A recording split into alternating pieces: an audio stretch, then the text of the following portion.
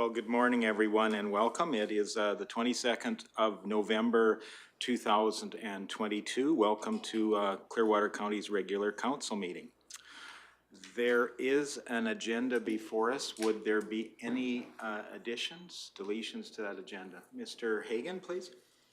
Good morning, Reeve Lougheed. Good morning, Council. I suggest item 8.7, the October operating report, with Council's permission, be added to the agenda for today. Okay. Thank you. And we have hard copies to share with Council. Okay. Terrific. Any further additions or deletions to the agenda? If not, I would look for a motion. Oh, sorry, Councillor Northcott, please. Section 10. Okay. When we get to section 10 for notices of motion, do we need to add that now, or can we add that at that time? I think we can probably add that at that time. Okay, thank you. Councillor Northcott was inquiring about a notice of motion.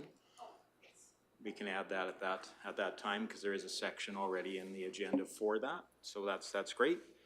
Okay, I would be looking for a motion to adopt this agenda. Councillor Northcott, all those in favor? And that's carried. Also, the minutes from the organizational meeting of the 25th of October have been circulated. Were there any errors or omissions noted in that circulation? If not, I would entertain a motion to adopt those minutes. Councillor Graham, all those in favor? And that's carried. Thank you very much. And actually, before I go any further, I did miss one part today. I should just say that all public meetings are live streamed and recorded. Any verbal or written information provided may be included in public documents as per the Freedom of Information and Protection of Privacy Act, FOIP 40-1. And we always welcome people to attend in person for the full live effect of council meetings as well. So, and with that, again, those minutes from the regular council meeting of the 25th of October have been circulated as well. Would there be any errors or omissions in those? Councillor Swanson moves to adopt. All those in favor? And that's carried. Thank you very much. That brings us down to item 4.1. That is a public hearing, and I shall call a public hearing to order at 9:03. So I'll just outline the process to be used today. First of all, every person present shall register. All persons wishing to speak shall be recognized by the chair.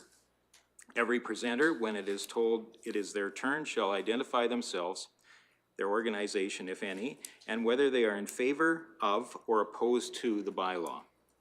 If a presenter becomes repetitive, they may be limited by the chair.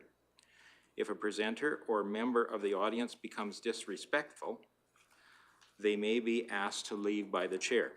No outside recording devices will be permitted. We ask that cell phones be turned off or put on silent mode. And any breaks within the hearing will be called at the discretion of the chair. Firstly, the development officer will explain the background of the application. Then the applicant will be invited to outline the reasons for the application. At any time, the council members may have the opportunity to ask questions. Any submissions received from other agencies will then be read out. Then anyone who is present and whom is in favor of the application will be asked to submit his or her presentation. Following this, comments will be requested from anyone who is opposed to the application. The applicant will have the last word and thus respond to any issues raised previously. And so before I turn it over to staff for the background report, we'll take a moment to do introductions, and I'll start with Councillor Graham, please. Good morning, I'm Sydney Graham, Councillor for Division 2. Good morning. George Northcott, Councillor for Division 4. Good morning, Jenny Melhoff, Councillor for Division 1 and Deputy Reeve. Good morning, Darrell Lougheed, Councillor for Division 3 and Reeve. Good morning, Ron. Welcome. Neil Ratcliffe, Division 5. Good morning, Brian Cermak, Counselor for Division 6. Good morning, Michelle Swanson, Division 7. Good morning, Murray Hagan, Director of Corporate Services. Good morning, Jose Reyes, Director of Planning and Development. Good morning, Rick Emmons, CEO. Good morning, Dustin Bisson, Planner. I'm Ron Leopard. I brought the application forward. Good morning and welcome. I shall turn the floor across to the Development Officer, Mr. Bisson, to outline the background to the application. Thank you, Reeve Lougheed, and good morning, Council. Ron Leopard currently holds title to Plan 122-4358, Block 3, Lot 14, which is part of the Southeast 2439-8 west of the 5th, containing 28.39 acres. The subject land is in the Country Residential Minor Industrial District. This application is for the redesignation of approximately 1.20 acres of the subject land to the CRA land use district for the purpose of consolidating the said land with Plan 992-3218, Block 3, Lot 6, which is directly south of the of Plan 122-4358. This lot is presently designated CRA, containing 4.2 acres. The new parcel being created would be approximately 5.4 acres in size. The subject land is located approximately 3 miles west of the town of Rocky Mountain House in the Pine Ridge Estates multi-lot subdivision. Access to the subject lands are via an existing approach off of Pine Ridge Drive and Pine Ridge Alley.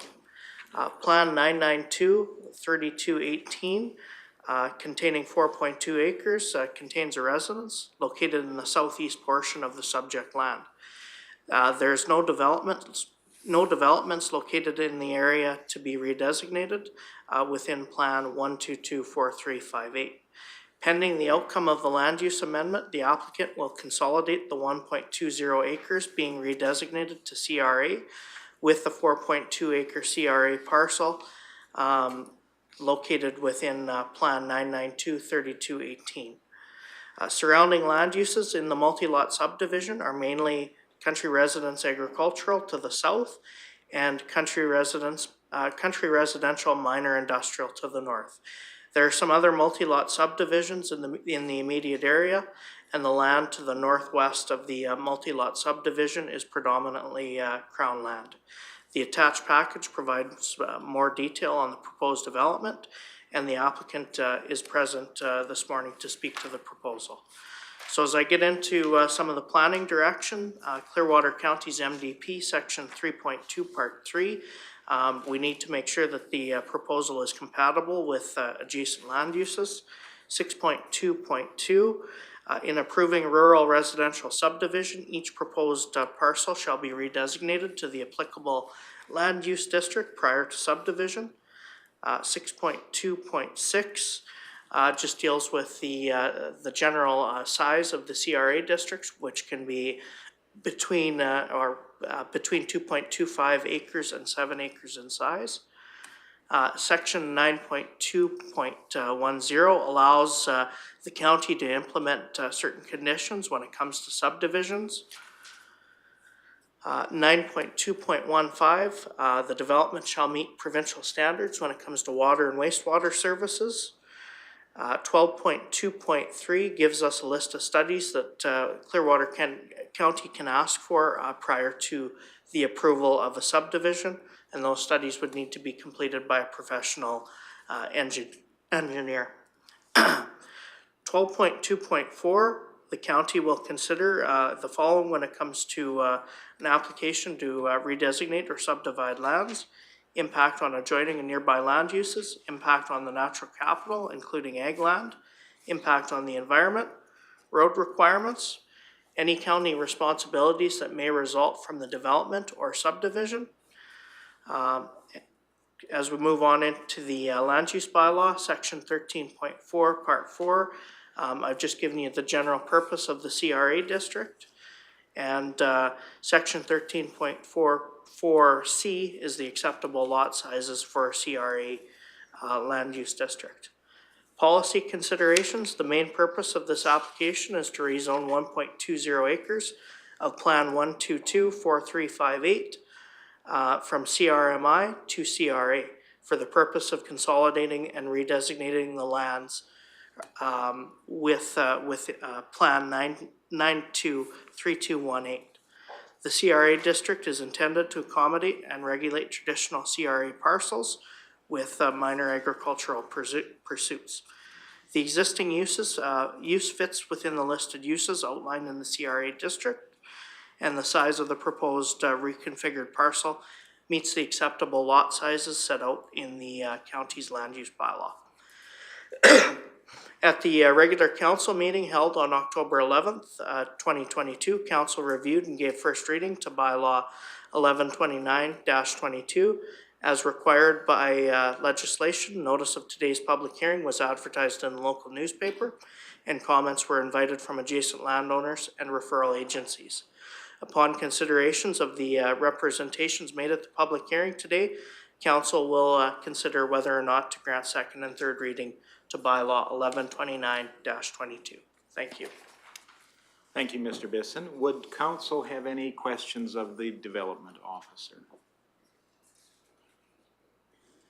Seeing none, I would ask if the development officer, if there were any comments received from referral agencies. Yes, there was. So TELUS Communication had no objection to the proposal.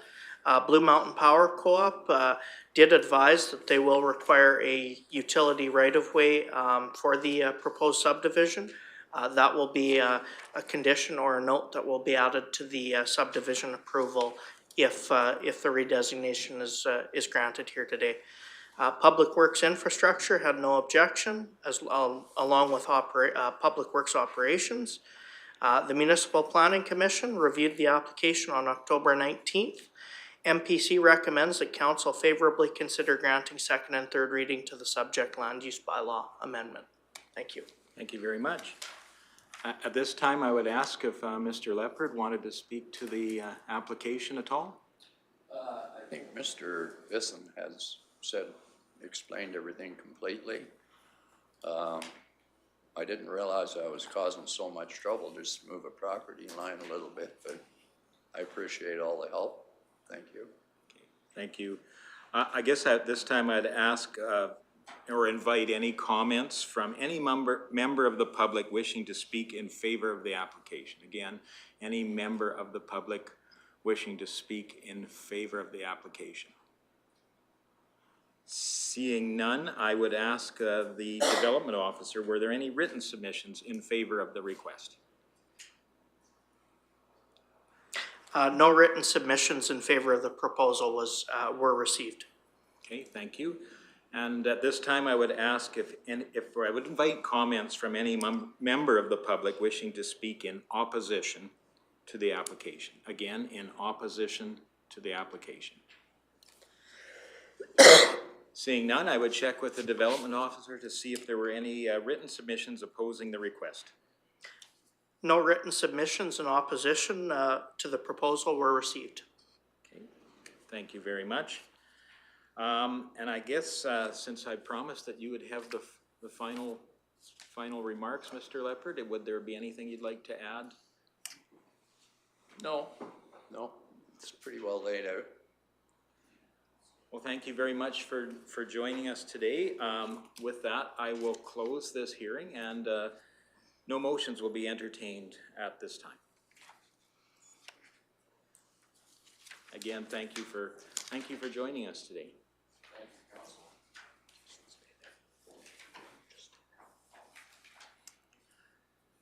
So in this case, we do have a 9:30 appointment, but with council's permission, we could move to consideration of second and third readings now. So that would move us into item 5.1, and that is again consideration of second and third readings for bylaw 1129/22, application number 1022 to amend the land use bylaw. And I would turn the floor over to Mr. Bisson, please. All right, thank you, Reeve. The purpose of bylaw 1129-22 is to amend the land use bylaw to redesignate 1.20 acres of Plan 122, 4358, Block 3, Lot 14, from country residence minor industrial to country residential agriculture district. Pending the outcome of the land use amendment, the landowner will proceed with a boundary adjustment to consolidate the redesignated 1.20 acres with of Plan 122 4358 with Plan 992 3218, which is directly to the south. At the regular council meeting held on October 11th, council reviewed and gave first reading to bylaw 1129. As required by today's legislation, the public hearing was advertised in the newspaper, and comments were invited from adjacent landowners and referral agencies. Upon the considerations of the representations made during the public hearing, council will consider whether or not to grant second and third reading to bylaw 1129-22. Okay, thank you very much, Mr. Bisson. Any comments, questions by council or anybody involved? Councillor or Deputy Reeve Melhoff, please. Thank you, Reeve. I truly like the country residential minor industrial provision. Is there anywhere else in the county where that is currently being used? Mr. Bisson? As of right now, no. This is the only multi-lot subdivision that we see that land use district in. I just really see the potential of that particular district in like just general. It's fairly multifaceted and seems to encompass a lot. Thank you for your presentation today, and I would be happy to grant second reading to this bylaw amendment. Okay, so we have a motion before us to grant second reading. Further discussion on that motion? Seeing none, I call the question. All those in favor? And that is carried. Again, we would be considering third reading. Any further discussion or questions, or I'd entertain a motion for third reading. Councillor Ratcliffe? I think this is a fairly simple issue, and I move that council grant second reading to bylaw 1129/20. In this Third case, it'd be reading. third Third reading. reading. Okay. So for clarity, we're considering third reading at this time. Any discussion on that? Seeing none, I will call the question. All those in favor? And that is carried. Thank you very much. Thank you. Thank you, Mr. Bisson.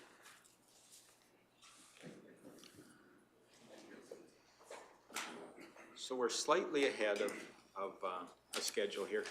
Thank you for joining us, for sure.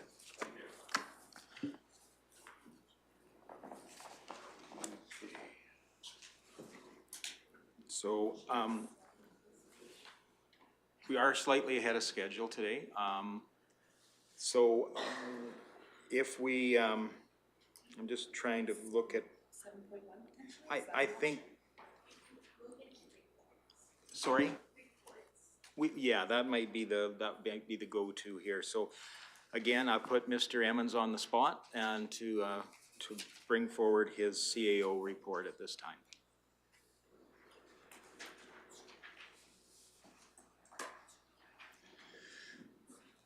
Thank you, Reeve Lloyd, Council.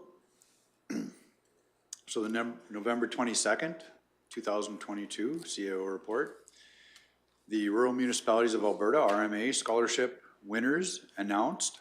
The RMA is pleased to announce the 5 outstanding rural Alberta students have been awarded the 2022 RMA Post-Secondary Scholarship. These students demonstrated their commitment to rural Alberta through their chosen studies, community involvement, and academic achievement.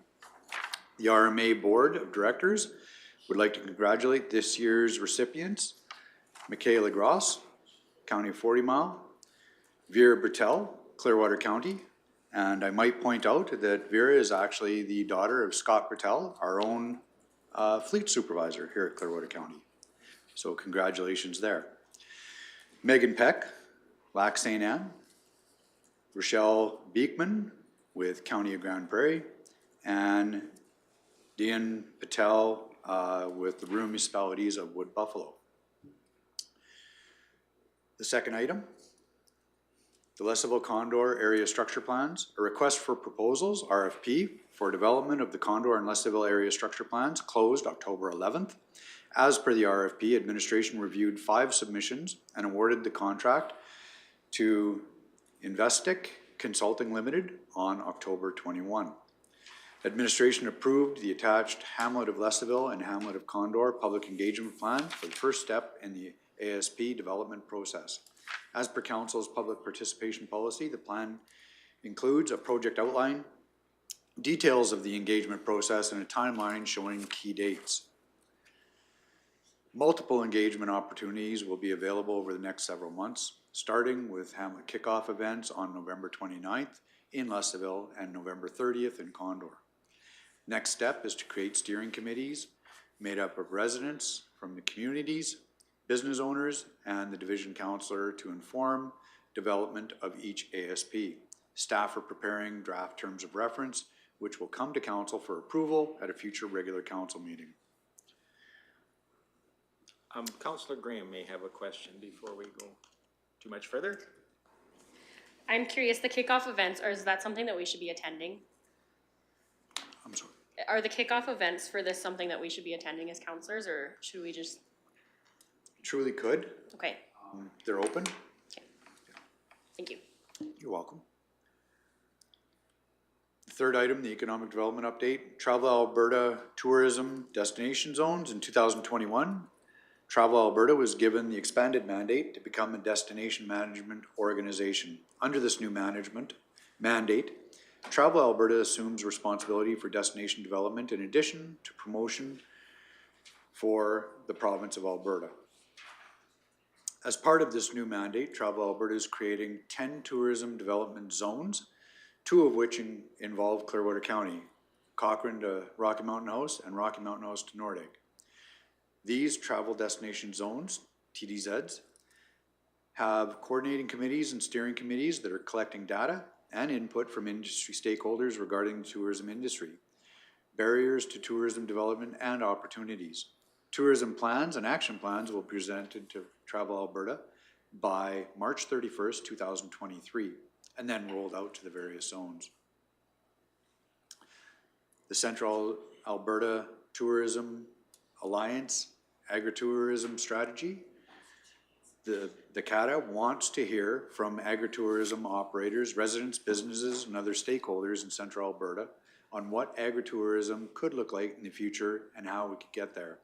CATA is seeking input on future vision for agritourism in Central Alberta and insight into opportunities, challenges, and growth areas.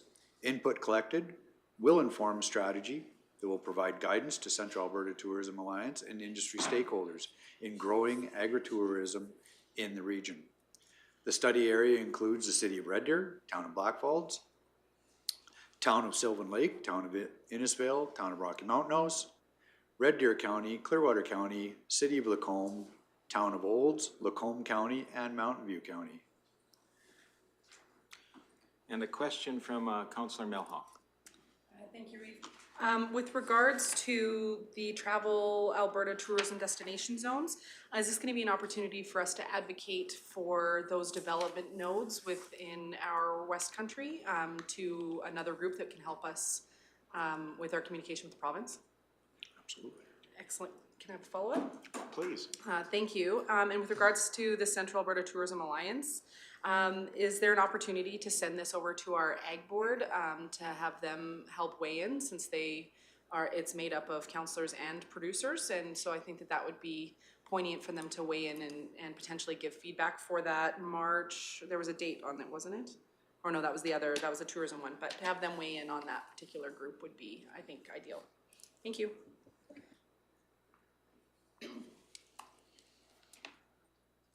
And Councillor Radcliffe, please. Further to the Travel Alberta portion, I assume we all got an email from Alberta Tourism about workshops for this? I would have to double check. Yeah, okay. So, yeah, there were 3 dates for that. Yes, okay, thank you. Please continue. Thank you. Forum, the Fall David Thompson Country Tourism Business Forum was hosted at the Royal Canadian Legion in Rocky Mountain House on November 9th. 36 people attended, representing about 28 businesses. In addition to networking and business updates, there were presentations from Central Alberta, Travel Alberta, Tourism Industry Association of Alberta, and website and social media discussions with subject matter professionals. Feedback on the forum was very positive, with attendees looking forward to sessions to be held in March of 2023. The West Central Stakeholders Information Night. The West Central stakeholders held an information night at the Lou Soffit Center on November 3rd. West Central Stakeholders is a synergy group that strives to provide an open forum for the people of West Central Alberta to present and discuss information related to the oil and gas industry. Clearwater County has staff from various departments, including the Economic Development Officer, who actively participate in monthly meetings. And the county had a booth at the information night with staff from Public Works, Ag, and Community Services, as well as Planning and Development available to answer community questions. Staff handed out questions around road maintenance and right-of-ways, ag equipment rentals, tourism, and business investment. And that concludes the November 22nd report. Okay, thank you for that. Any questions of the CAO report? If not, I would entertain a motion to accept the CAO report for information. Deputy Reeve Milhoff? Any further discussion? Seeing none, I call the question. All those in favor? And that is carried. Thank you very much. That brings us, just going to check the real time here, 9:27. We do have a 9:30 appointment for a public hearing, so I think we'll just take a very short time out here for 3 minutes and be back for 9:30 for that public hearing.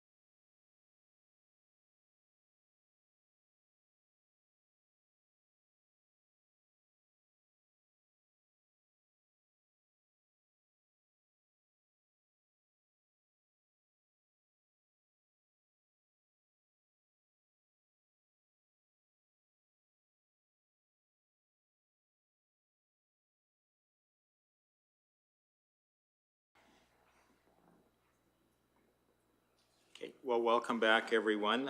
Takes us down to item 4.2 on our agenda, and that is a public hearing relating to Bylaw 1127/22, application number 09/22 to amend the land use bylaw.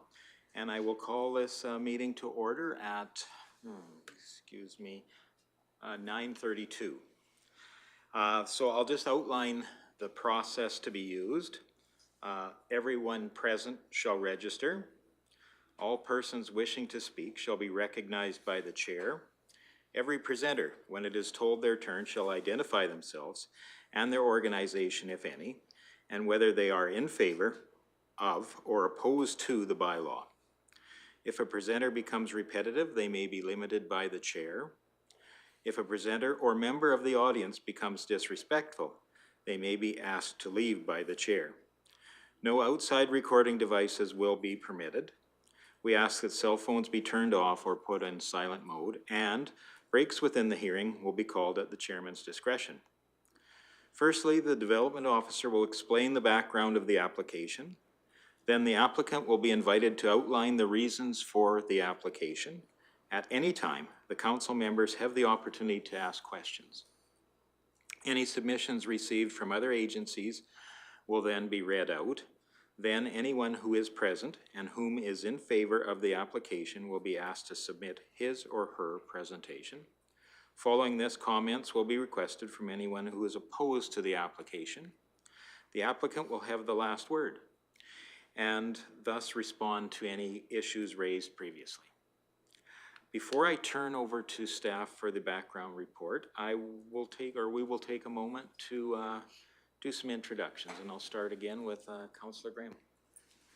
Hello, Sydney Graham, Councillor for Division 2. Good morning, Jordan Northcott, Division 4 Councillor. Good morning, Jenny Malhoff, Councillor for Division 1 and Deputy Reeve. Good morning, Darrell Waheed, Councillor for Division 3 and Reeve. Welcome, Neil Ratcliffe, Division 5. Good morning, Brian Cermak, Division 6. Good morning, Division 7, Michelle Swanson. Good morning, Murray Hagan, Director of Corporate Services. Hello, Jose Reyes, Director of Planning and Development. Good morning, Rick Emmons, CEO. Good morning, Dustin Bisson, Planner. And I'm Daniel Stark, the applicant. Well, great. Thank you for joining us today. I'll turn the floor across to Mr. Bisson, our planner, and he'll outline the background to the application.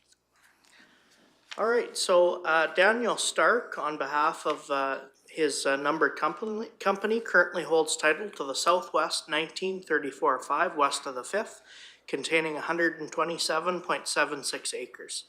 The subject land is in the agriculture district and is located approximately 2.5 miles southwest of James River Bridge.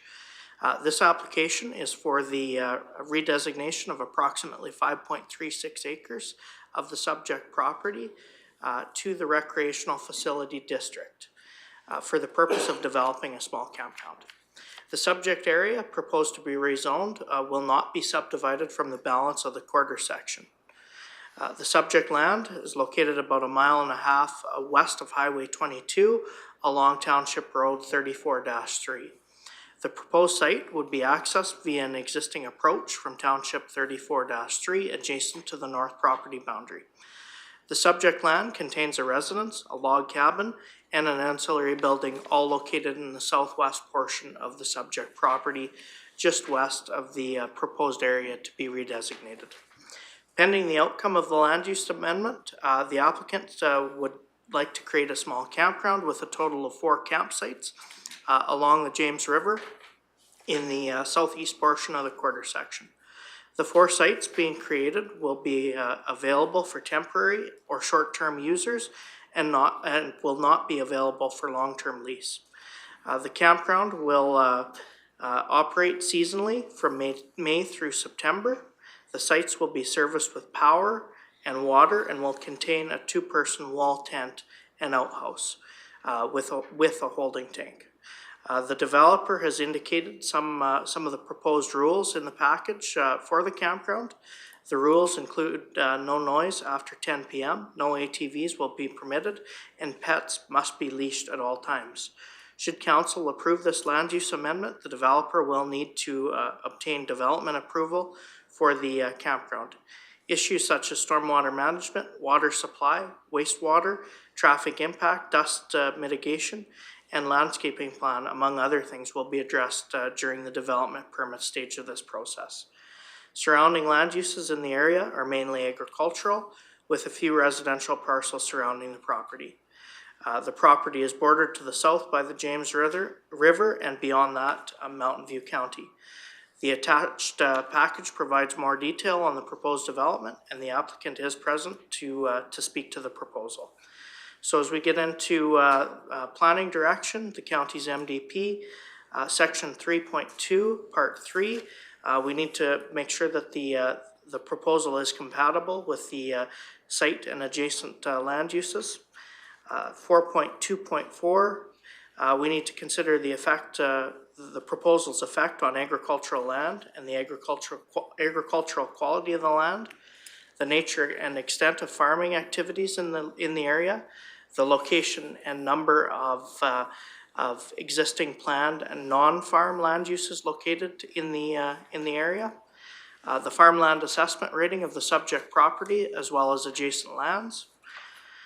4.2.6, the importance of, we need to recognize that the importance of protecting water resources, and to that end, we should consider the impacts that the proposal may have on surface water, the quantity of water, quality of water, as well as the impact on aquifers. We may require the provisions to have the landowner adequately address the conservation of surface water.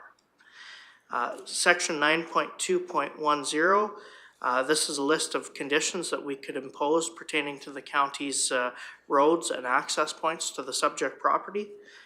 Section 9.2.15, the development needs to meet provincial standards when it comes to water and wastewater services. 9.2.21, the county shall not approve a development if the supply of groundwater is not sufficient, and a study prepared indicates that the groundwater is insufficient. 9.2.22, this just basically gives the applicant an option to provide an ancillary supply of water that's acceptable to the county if groundwater is insufficient. MDP policy 11.2.21, just for large developments, it does allow us the option to ask for an outline plan or an ASP. 11.2.22 just gives us a list of criteria that an outline plan or an ASP would need to address. And 12.2.2 is just how we would implement the ASP or outline plan should we request that. 12.2.3, the county may have the applicant prepare any of the following by a professional engineer: a geotechnical study, traffic impact study, water supply study, or stormwater management plan. Section 12.2.4, the county will consider, where applicable, the following when evaluating an application to redesignate or develop lands: impact on adjoining nearby land uses, impact on the natural capital, including ag land, impact on the environment, scale and density, and county responsibilities that may result from the development, just to name a few of those. As we move on to the county's land use bylaw, I've included the general purpose of the recreational facility district, which is of course to accommodate and regulate the development of major intensive recreational buildings and uses. I've included the definition of a campground there for you to review. Section 3.5, part 10 of the land use bylaw just lists some of the possible conditions that can be placed on a development permit by the development authority during that stage of the process. Section 13.4, part 10 is the maximum allowable density. In this case, because the site being redesignated is under 10 acres in size, the allowable density is 20 sites per hectare or 8 sites per acre. Part 2 of that just deals with the dimensions requirements for each campsite. Policy considerations. The main purpose of this application is to rezone 5.36 acres of the subject lands from agriculture district to recreational facility district for the purpose of developing a 4-site campground.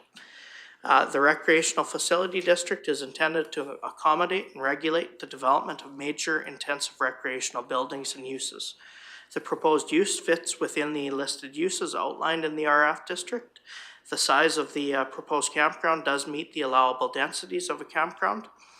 After reviewing and considering the impacts on adjacent farming activities, staff do not believe that the proposal would negatively impact existing farm operations in the area. Clearwater County could require an environmental assessment report to address the sensitivity of adjacent lands. Campgrounds could provide a more diverse local economy while promoting the county as a tourist destination. Section 12.2.3 and 4 allows the county to ask the developer for certain studies such as traffic impact assessment, stormwater management plan, and dust mitigation strategy. At the regular council meeting held on September 27th, 2022, council reviewed and gave first reading to Bylaw 1127-22. As required by legislation, notice of today's public hearing was advertised in the local newspapers, and comments were invited from adjacent landowners and referral agencies.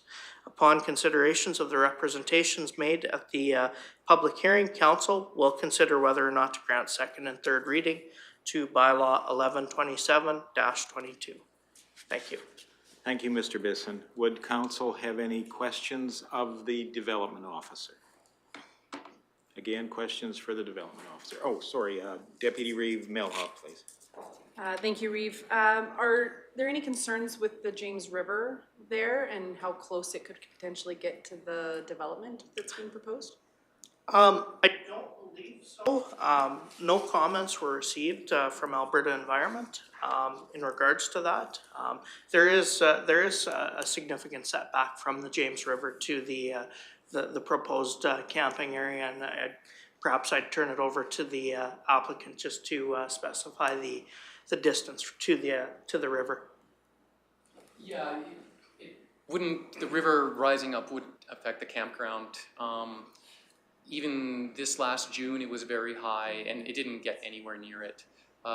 There's a significant amount of land between there. Like if you look at it, it would be along the north, the campsites are along the north tree line there. Even in 2005 when there was a really high flooding, and it didn't even get there then. So yeah, it wouldn't be a problem. Perfect, thank you.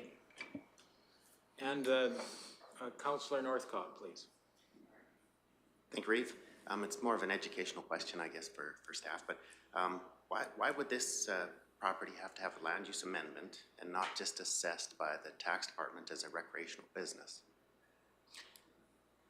So right now, under our current land use bylaw, the recreational facility district is really the only option for that allows for camping on private land.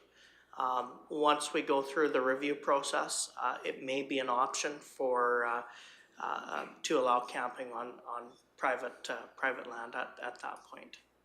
Okay, so in order to have this business, it would have to be like this land use amendment would have to be approved in order to be able to have that. It couldn't just be. That is correct. Yeah. It does have to go through a land use amendment just simply because it is a recreational business. Okay, thank you. Mr. Riaz. Good morning, Council. Good morning. Yes, we set the land uses based on rezoning, on the designation of the land.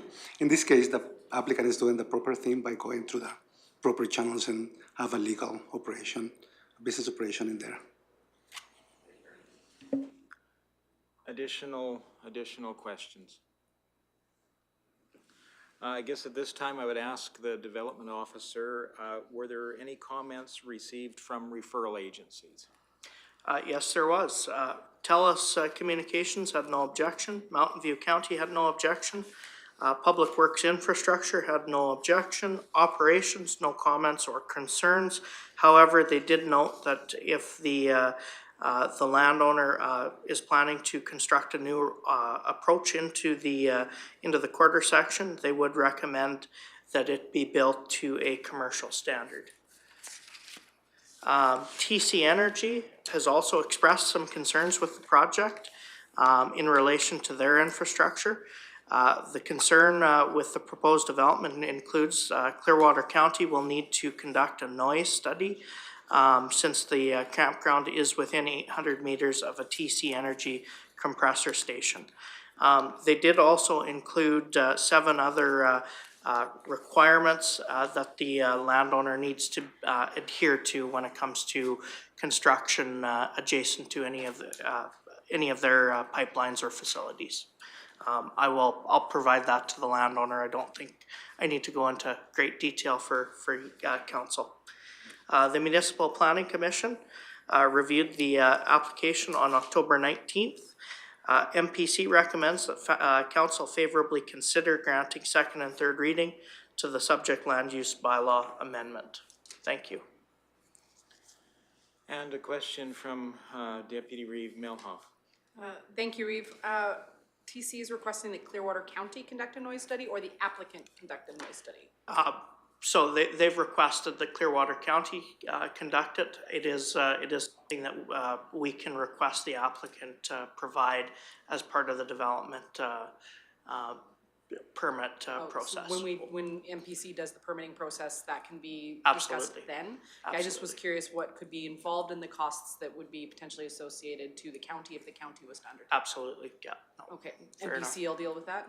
Yes. Okay, thank you. That said as well, the day that I was out there for the site inspection, there was no noise in the area. I'm not sure if you can speak to any of the noise that you hear. Yeah, no, there's no noise there. Sometimes you hear the compressor station, but it's very quiet. It's part of the appeal of the place. And I just noted that compressor station is 800 meters from this proposal, I believe, so. The compressor station is a little bit farther than that. It's up on the hill to the west, I do believe. Okay. Maybe my distances are not correct, but. Yeah, I just noted in the comment here it was 800 meters, so. Yeah, it seems a little bit And farther. Sorry. Councillor Cermak, please. Yes, Dustin, can you explain to me and where the jurisdiction is that this land is not being subdivided? As planning, do you have all of the power to designate and say what goes on this land then? So that's a great question. Typically, when we see a redesignation, we do see a subdivision application at the same time. That is not the applicant's intent in this case. He could come back at a later time and subdivide. I'm not saying that's something that may happen sometime down the road. But as of right now, this does not include a subdivision application. Okay, but that doesn't relinquish us from our powers, or the planning department has the same power as if it was going to be subdivided. That's right, yeah. That's what I wanted cleared up. Yeah. And I'd like to thank you for coming forward and doing that and presenting this and getting it done the proper way. Yeah. There's some that is not doing that, and I really appreciate you doing that. Thank you. Any additional questions? If not, I would ask if the applicant would like to speak to their proposal or add any comments in support of their request. Well, I just want to thank everyone for considering the application. It's been a multi-year dream of mine to get this in place. I've really enjoyed hosting the place to people to enjoy nature and relaxation and getting away from the hustle and bustle. And I believe this campground will further enhance that and will also diversify the community's economy. And I think it's small enough that it won't have any impact to my neighbors or the environment. So I think it's a win for everybody. Thank you. Super, thank you. So at this time, I would invite comments from any member of the public wishing to speak in favor of the application. Again, to speak in favor of the application. Seeing none, I will check with the development officer and see if there were any written submissions in favor of the request. No written submissions in favor of the proposal were received. Thank you. And at this time, I would ask if there were any comments from any member of the public wishing to speak in opposition to the application. Again, speaking to opposition or speaking in opposition of the application. Seeing none, I will check with the development officer. Were there any written submissions opposing the request? One written submission with concerns about the proposal was received from Grace Cooper, and if council allows, I would like to read that now. Certainly. So I am writing in response to the information package dated October 18th, 2022, that I received regarding a proposed change to the land use of the above referenced property. I own approximately 120 acres of the southeast 24-34-6, which is directly west of the subject property, and submit the following comments and concerns for review at the public hearing. The application indicates that Mr. Stark has spoken to his neighbors about the change in use, and no concerns were voiced, and the neighbors were in support of the idea. For your information, I have not been contacted or informed of the proposed change of use, and the information package provided by Clearwater County was the first I learned anything about this. Upon reviewing the change of use proposal, I am not opposed to the approval. However, I ask that any approval be conditional upon a fence being constructed on the entire west boundary of the subject property to provide clearly defined boundaries for the guests and users of the campground on subject property. I do not expect that the guests will remain within the confines of the campground area and will explore the natural environment of the entire subject property as suggested in the change of use application. I consider this one request necessary to prevent campground guests from wandering onto my property. Thank you for your consideration of these comments. Respectfully, Grace Cooper. Thank you. Thank you. And a question from Deputy Reeve Melhoff. Thank you, Reeve. Just a question regarding process. If those conditions were to be added, that happens during the development permit with Municipal Planning Commission. That is correct. Thank you. Any additional questions? Well, as promised, I would ask if the applicant would like to have any final remarks. With the concern that my neighbor to the west has, I would love to speak with them and address any concerns that they have. They live in Calgary, so I'm not in good contact with them. But there is a fence that goes along the property. There's a cut line that goes in there. So there's a wire fence in there. I'd be happy to put up signage or anything they would require. Yeah, and that's about all I have to say. Great. Well, again, with that, I will close this hearing. No motions will be entertained at this time. Thank you again for joining us today. Now, having said all that, we'll move forward in our agenda today to item 5.2, which is consideration of second and third readings of Bylaw 1127/22, application number 2022 to amend the land use bylaw. And again, I'll turn the floor across to Mr. Bisson. Okay, thank you. The purpose of bylaw 1127-22 is to amend Clearwater County's land use bylaw to redesignate 5.36 acres of the Southwest 1934-5 from Agriculture District to Recreational Facility District, RF. Upon the considerations of the representations made at the public hearing, council will consider whether or not to grant second and third reading to bylaw 1127-22. Thank you. Okay, any questions for the development officer or comments? Deputy Reeve Melhoff, please. Thank you, Reeve. At MPC, when we were doing a review of this to give a recommendation to council, we had the opportunity to go through the business plan in a little bit more detail. And I'm very pleased to see something like this coming into our community. I think it's going to be a great opportunity for diversity in that part of our county. And I would be pleased to make the motion for second reading. Okay, thank you for that. And Councillor Swanson, please. I'll just reiterate what Deputy Reeve Melhoff has said, and that is, like our economic development officer has said, the tourism is our growth industry in the coming years. And as the CEO reported, it indicated Travel Alberta is, now diversifying into tourism regions and everything else. And we are very, as a municipality, we are very lucky to have a diverse businesses that have accommodations that appeal to niche markets, like Prairie Creek Inn, Mackenzie Trails West, etc. So I feel this is a perfect fit, and wish you all the success.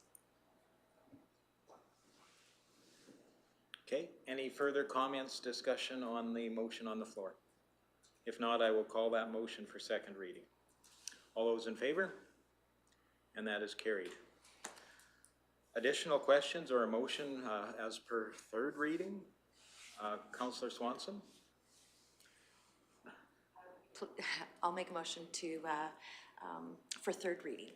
Okay, additional comments, questions relating to that motion? Seeing none, I call the question. All those in favor? And that is carried. That takes us to the end of that item. Thank you very much for joining us today, and wish you success in your endeavors. Thank you. Looking to staff. Shall we move to, I guess the question here, are we prepared to move to item 7? Okay, that's where we will go then. And so again, first reading of bylaw 1130, and that's the record management bylaw. And I will turn the floor across, I believe, to Mr. Hagan to introduce this item. Thank you, Reeve Lougheed. I'm pleased to have with us today Christine Hubdable, our Records Management Coordinator for the county. Christine has been diligently working since being appointed to the position, reviewing our current records management practices, the applicable legislation, policies, and so forth, and is here today to share with you this agenda item as well as a new bylaw that would dictate such things as records retention schedules and timelines and so forth. So with your permission, Reeve, I will turn the table over to Ms. Hubdable. Absolutely, and welcome. Thank you. Good morning, Reeve, Deputy Reeve, and Council. I am here today to present first reading of the bylaw 1130/22, which is being cited as the records management bylaw. So today, bylaw 1130/22 is brought forward today as a replacement for the current bylaw 647/99, so it's from 1999. Current bylaw no longer meets best practice, nor does it provide the foundation required in a records management program. The purpose of this bylaw is to provide legal authority that describes the records under the control of Clearwater County, how long and where they must be kept, the format in which they must be stored, and what their final disposition will be, whether it's destruction or archived at the end of their life cycle. Control over record disposition is an important aspect of records and information management that is critical to FOIP, which is Freedom of Information and Protection of Privacy Act. When responding to a FOIP request, it is necessary to know whether records have been destroyed, and if so, whether this has been done in an authorized manner. Some other benefits of having the record schedules and timely disposition are: we must not destroy records that are required to make decisions that support our activities or transactions. Improved access to current and active information for council and administration decision-making. Improved public access to appropriate information and protection of privacy in line with the conditions of FOIP. Improved access to inactive records of long-term value for program monitoring, statistics, or research. Protection of our legal interests by ensuring that retention periods and disposition allows for compliance with applicable statutes and regulations. Assurance of the security and confidentiality of records throughout their entire life cycle. Identification and protection of vital records, which are necessary to continue operations during a disaster or emergency. Protection from theft or arson. Reduction of costs associated with wasted space, equipment, and time maintaining unnecessary records. And assurance that records of enduring value to Clearwater County and citizens are preserved and maintained. So that could be historical, major milestones, development of our municipality, etc. According to the Municipal Government Act, a council may pass a bylaw respecting the destruction of records and documents of the municipality. Therefore, attached is draft bylaw 1130/22 for council's consideration. Great, thank you very much. It's somewhat lengthy, of course. Has council had an opportunity to review that on their own time, and do they find any questions to come forward from that? Deputy Reeve Melhoff, please. Thank you, Reeve. My question is actually with regards to process. Sure. So when you create a new bylaw that is going to be overridden now by the previous 647/99. Yeah. When this comes into play, does that bylaw need to come back to be rescinded because it will no longer be valid? I'm just looking for process of how that works. Never overridden one. It would be repealed. Oh, repealed, okay. Yeah. Sorry. Thank you. And it is in the bylaw.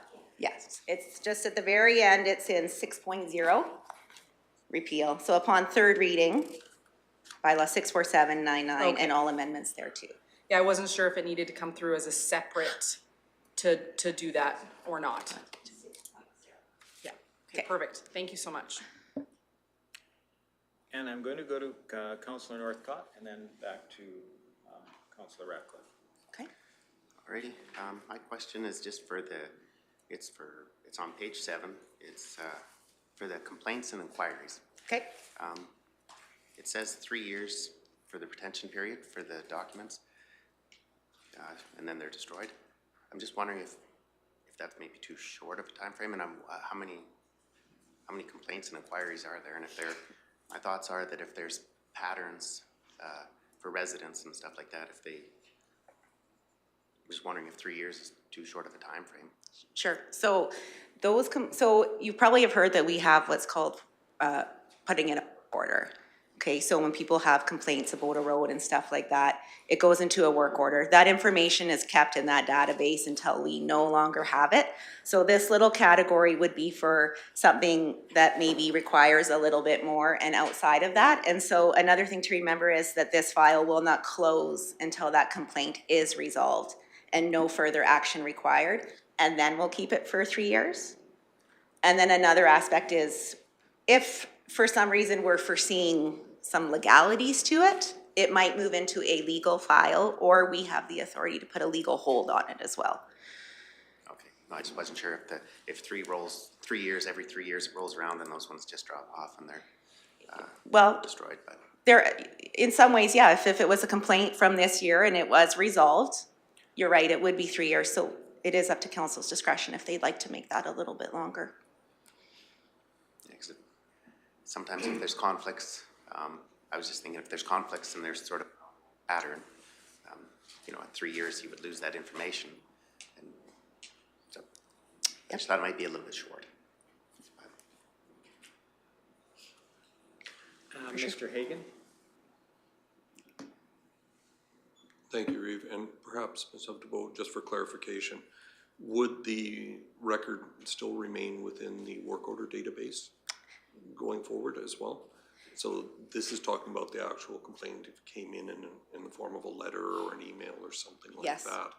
But we would still have a record to address Councillor Northcott's question about looking at trends, that sort of thing. We would still have our database to look back to. We do. To show what the complaint was, how the county resolved it, and were there other similar complaints Yes. regarding that area or that item? You're correct. Yeah, within that data, we can pull queries, you know, by the name of a road as an example, and get all complaints that came in on that road. Councillor Ratcliffe? Thank you, Reeve. I had similar concerns as Councillor Northcott, that some of these dates looked like the statute of limitations, and that, you know, we should keep them longer in case there is an overlap in time. But you're the expert. I do think it's important to not just look at the date. It's important to look at the closure criteria. So an example would be a construction project or a facility. So say for facilities, that file doesn't close. Even though we're only keeping it for 11 years, we don't close that file until that facility is no longer here. So the closure criteria, and we can reference any specific ones if you have them, is a key component, and that's something that's missing in the current bylaw. At what point does it go into that period of the years we've determined? Yes, okay, I think it was some of the, like the work orders or the working alone that were very short. Sure. I have another question, but I can come back.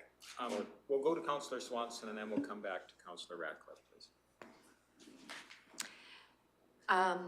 So I went over everything and I see this as a bit of an onion layer, right? So there's that, but there's always the backup to the backup to the backup to the backup, whatever those inquiries or whatever our data requirements are. So I think you're more than thorough with this bylaw. I like the further clarification in regards to the definitions. I think that is very helpful.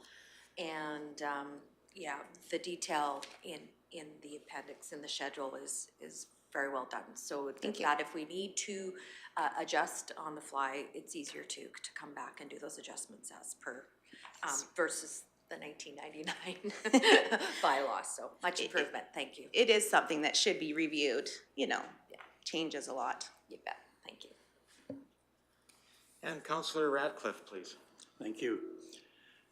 Yes, it looks like a lot of work and thought has gone into this. For sure.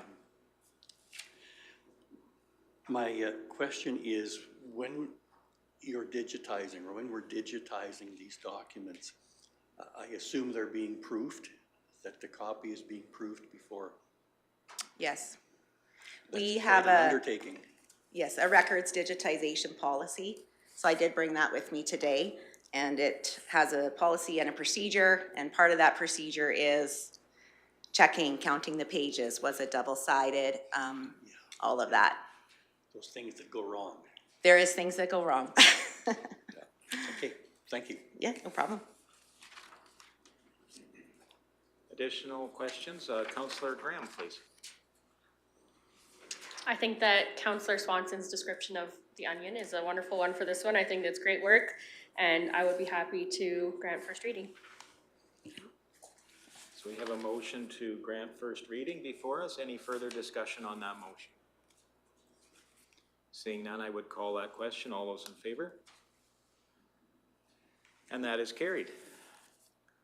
We would move to second reading. If anybody would be willing to make that motion.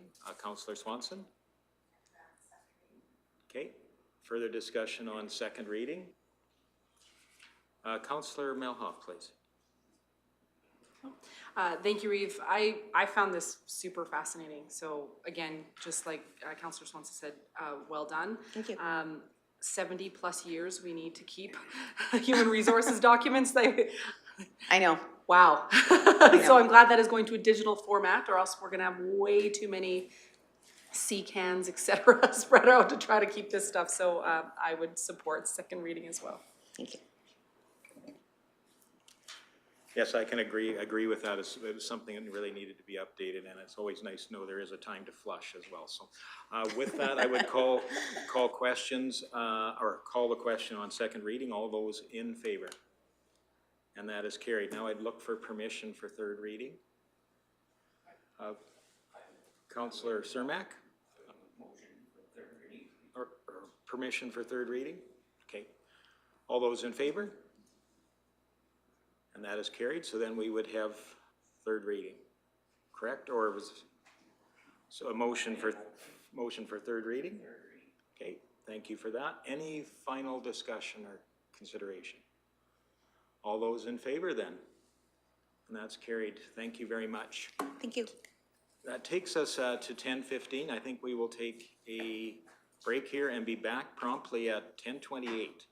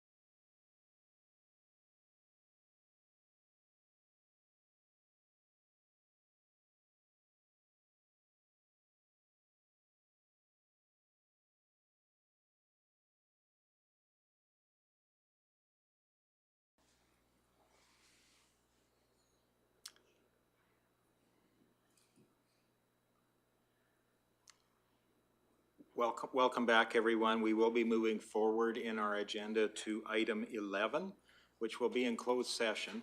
Before I ask for a motion to move into closed session, I would also need a motion for electronic attendance. Councillor Swanson? Okay, thank you. Further discussion on that motion? Seeing none, call the question. All those in favor? And that is carried. And again, we would be looking for a motion to move into closed session for that item. Deputy Reeve Milhoff? Yep. All those in favor? And that is carried. Thank you very much.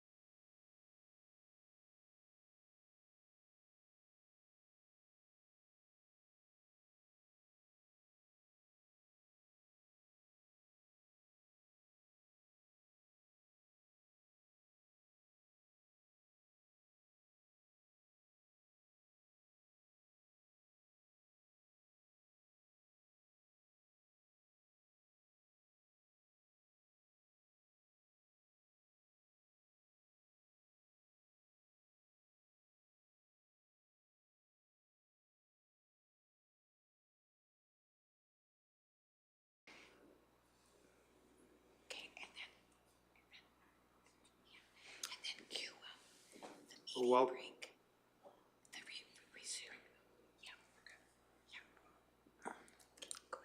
welcome back, everyone. We're just out of closed session now. We will be going to recess.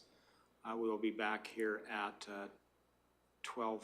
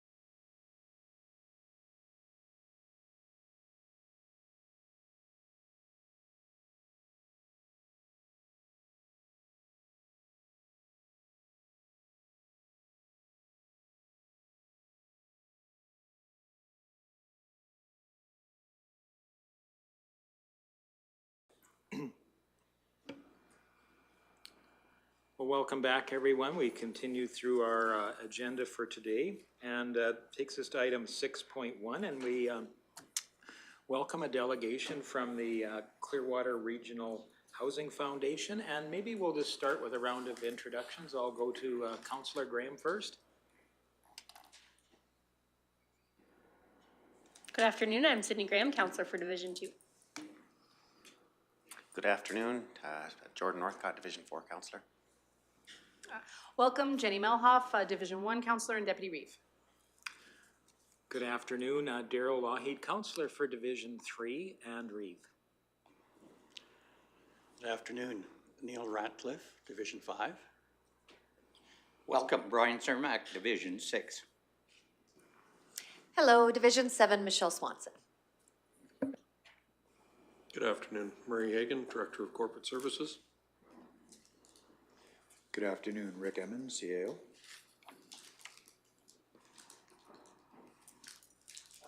I guess, I'm in the circle.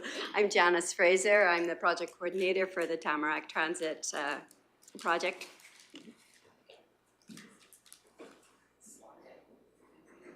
Hi, I'm Morgan Spratt, board member and AHS employee and county. Cindy Easton, I'm a director on the board for Clearwater Regional Housing Foundation, but as most of you know, I'm the executive director of the Women's Shelter, but today I'm wearing a different hat. Good afternoon, I'm Candace Strudecki. I'm the chairperson right now for the Clearwater Regional Housing Foundation, and I also am employed at AHS as the mental health liaison here. So thank you for having us. Well, thank you and welcome, welcome to our council. I guess I look forward to your presentation, so I'll turn the floor across to our delegation and what they have for us. Thank you. So I'm going to assume that everyone has already briefed through the information that we shared. So just in terms of review, as you may remember, because we have been here before, we have been registered as a society since 2016. In our AGM earlier this year, we've made some plans for continued growth. Some of that builds upon what we did in our second Stone Soup for Housing event. Okay, I'll just wait. Sorry. That's okay. I decided I needed the clicker because I need control. No. I know that some of you were there in attendance, and so that second event built upon what we had first done and what we had learned from community feedback. One of the important things that has come out of a number of community reviews that we've done is the idea that we are lacking in transportation options for people. So I'm gonna get to that in a second. Just the current activities that we're working on. So we have maintained connection with the Canadian Mortgage and Housing Corporation for funding to look at building a homeless and transitional housing village. We also have developed a business plan to operate said village or said program. And then we have also worked on a proposal for a transit system. I think we met with a different CAO. Mm-hmm. Yeah, so Rick, maybe you know this, maybe you don't. What happened is that out of that meeting, myself and Andrea Vassallo wrote a proposal to the federal government, and we've been successful in receiving the first round of money. So that is $50,000 within our community. So that includes the larger county as well as Rocky Mountain House. Hence the reason we have Janice here. She has been hired to coordinate that. So we will be beginning that very shortly. The intention is that this is a project that will look at seeing what is the need within the larger county, what would be potential transit routes, and how that might then impact some of our future development in terms of our county and our municipalities within the county itself. So part of the reason that we're here today is to talk more about that, but then also to talk about our future opportunities for what we hope are partnerships and funding availabilities through the county as well as through the town. We did meet with the town council last week as well and presented information about these two projects. I think that you will have also seen the attachment for the schematic for what we're talking about in terms of the housing or transitional housing program. The intention, or what our hope, keeping our fingers crossed, is that we would be able to work with the county and the town to purchase a section of property. We have already kind of earmarked, really eye-marked, a few of what the potentials might be. And then we have been working with an architect on what that would look like. So let's talk about the transit system in a little bit more detail. And I don't know, Janice, if you want to speak today at all? Okay. So we recently hired Janice Fraser, who will be the project coordinator. That started November 1st for us. The objectives, including the community consultation. So what that will look like is that we will be scheduling throughout the county. So that would include sites such as Nordegg, Caroline, Condor, Leslieville, some of the other sort of what we would consider busier rural condo development kind of areas, so like out by Ferrier, for example. And then we would also hope to have consultation with our 3 First Nation partners. So looking at what is it that people need in terms of transportation, how might that transportation service also work in terms of being an economic driver within the county. The intent is that we will have an outcome report then compiled and shared within, by August of 2023, and then that we would be looking at, out of those consultations, what kinds of partnerships would we have going forward. The hope is that if we're successful with this, that we will also then be able to apply for the second stage of that, which will be up to $500,000 of capital in order to develop said program. Did I miss anything? Okay. All right. So then, let's talk about the homeless and transitional housing village.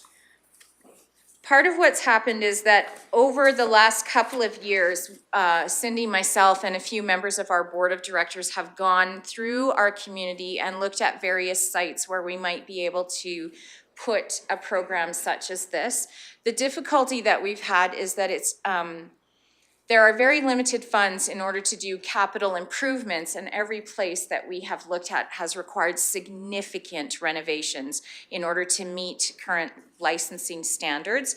So at this point, what we're hoping is that moving forward, we might be able to have somebody from your council sit with us while we're talking about developing this program. We're also hoping to work out some sort of a partnership so that we might be able to purchase the land that we have identified. The idea with that is that if that land is already earmarked for the project, it allows us then to look at other kinds of funding opportunities to continue to build the program. I can say that in looking at the schematic, Cindy and I have met a few times with the architect in terms of what we know from what other community agencies have told us and what our experiences have been with those within our community who would be homeless or vicariously housed. So, I don't know, do you want to add to that? All right. Okay.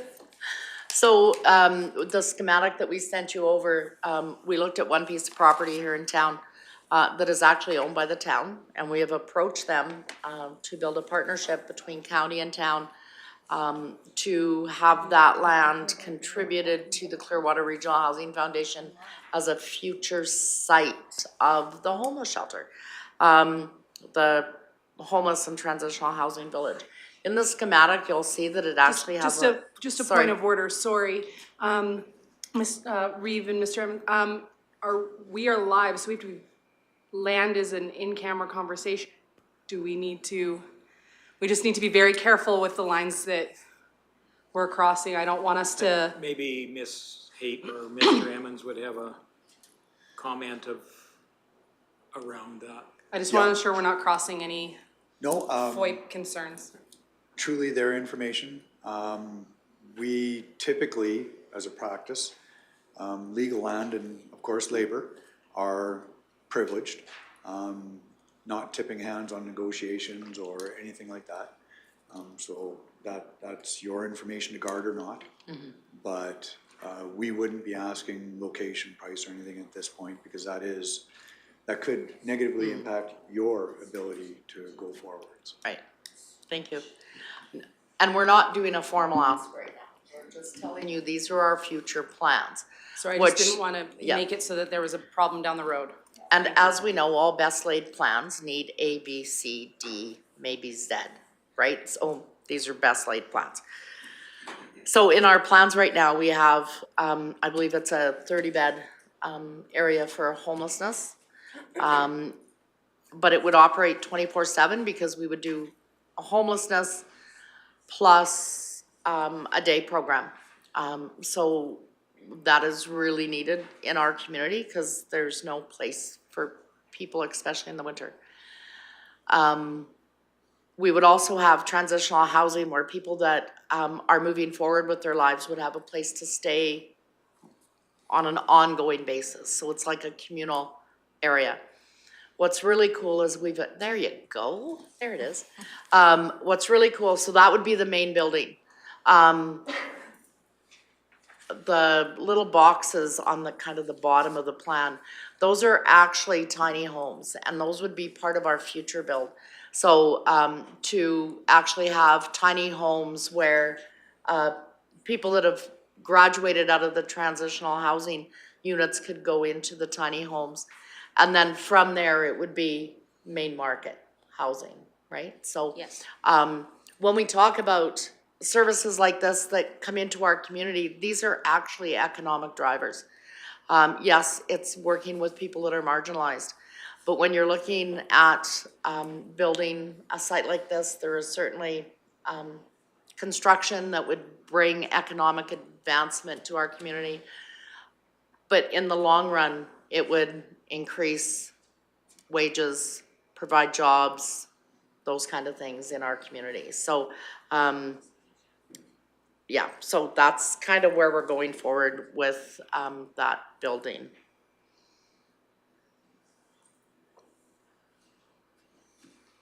Okay. Do you have any questions? Because I'm always conscious of the time allotment. Deputy Reeve Melhoff, please. Thank you, Reeve. Is this going to be set up similar to a MATS program, or are we looking at a step up from like the MATS program in Red Deer? Yes, step up. a step up. So we've worked with the Mustard Seed, a couple of other not-for-profits that run shelters, homeless shelters, and they have actually provided us with kind of here's our policies, this is how we do things, but this would be better. So we're looking at being better. So it would be, people would come in at, in the evening, they would be fed, they would be assigned a area, and then in the morning, those areas would be moved so that we could run day programs. We would have a nurse on staff. It would be kind of a open 24/7. So yeah, a step up from kind of a MAT program as people line up at night, the doors open at 7, they get assigned a bed or a mat, and then they're asked to leave at 7 a.m. Right, so. Can I ask a follow-up? Please. Is the hope to have some addictions counseling, safe injection type space? Like, what are some of the other programming that's we're hoping to achieve here? We will have to have a nurse on staff because, as we know, people that are struggling with housing concerns also may have, they don't always have, but may have some substance use disorders. Within the building itself right now, we have support workers in our first business plan. Yeah. But it's planning to use partnerships. So whether that's finding treatment centers that we can partner with, partnering with, you know, Red Deer or like the Sexual Assault Center out of Red Deer. We don't need to offer all those specialized services if we can build partnerships. And that's what the day program facilitates, right? That allows for those partnerships and different funding opportunities if we're labeling it as a day program too. Any other questions? Councillor Ratcliffe, your light? Yep, thank you. I'm just wondering, as far as the capital and operational costs for what you plan to do here, how much of that can be covered by federal and provincial grants, and how much do you expect to have to raise locally, even a percentage? Well, as Candace said, we're already been talking to CMHC, but right now the Rural Rapid Housing Initiative through the federal government, they're actually in their third round. They just sent us out to sign up for their next information session. So we've had conversations looking at federal dollars through the housing initiatives that are being run by the federal government. So waiting for the information session, which is coming up in the next couple of weeks. Yes. That we'll sign up for. And also, you know, with the CMHC and the possibility of having the forgivable kind of loan in construction. And then operational costs, you know, it's the cart and the horse kind of thing. If we build it, you look for the funding kind of thing, right? Housing and homelessness is run through the Ministry of Community and Social Services in the province. So it's a matter of building those partnerships. But to further answer your question, it's been a bit of a moving target, honestly. Every year that there's been a round that they talk about, it has fluctuated. And so one year it was up to $1 million that we could apply for. And if we were successful, you could have that. But you're not necessarily guaranteed to get the full amount. That's what we do know. We also know from doing this schematic, with the cost of materials currently and to meet building requirements and codes, that building looks at about $3 million right now. Okay, I was thinking 4. Nope, 3. And initially, like this is a revision from what we had hoped to do initially.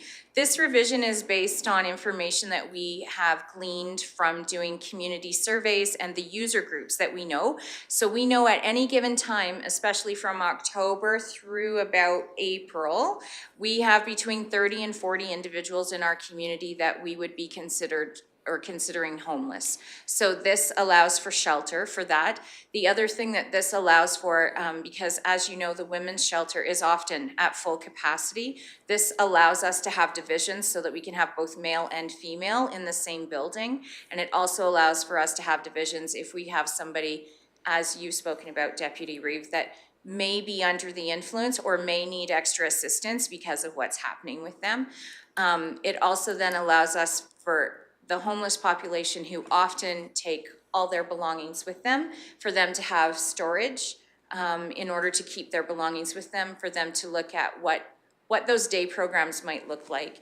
In terms of some of the design in the front of the building, we know that we intend to have support staff that would help people to get those things like bank accounts, like identification, like financial kinds of options, those sorts of things, and connect them with other resources. So it's, for us, it's one thing to have somebody have a safe place to sleep, but what's brought them there in the first place, that's what we would like to be addressing in the day program.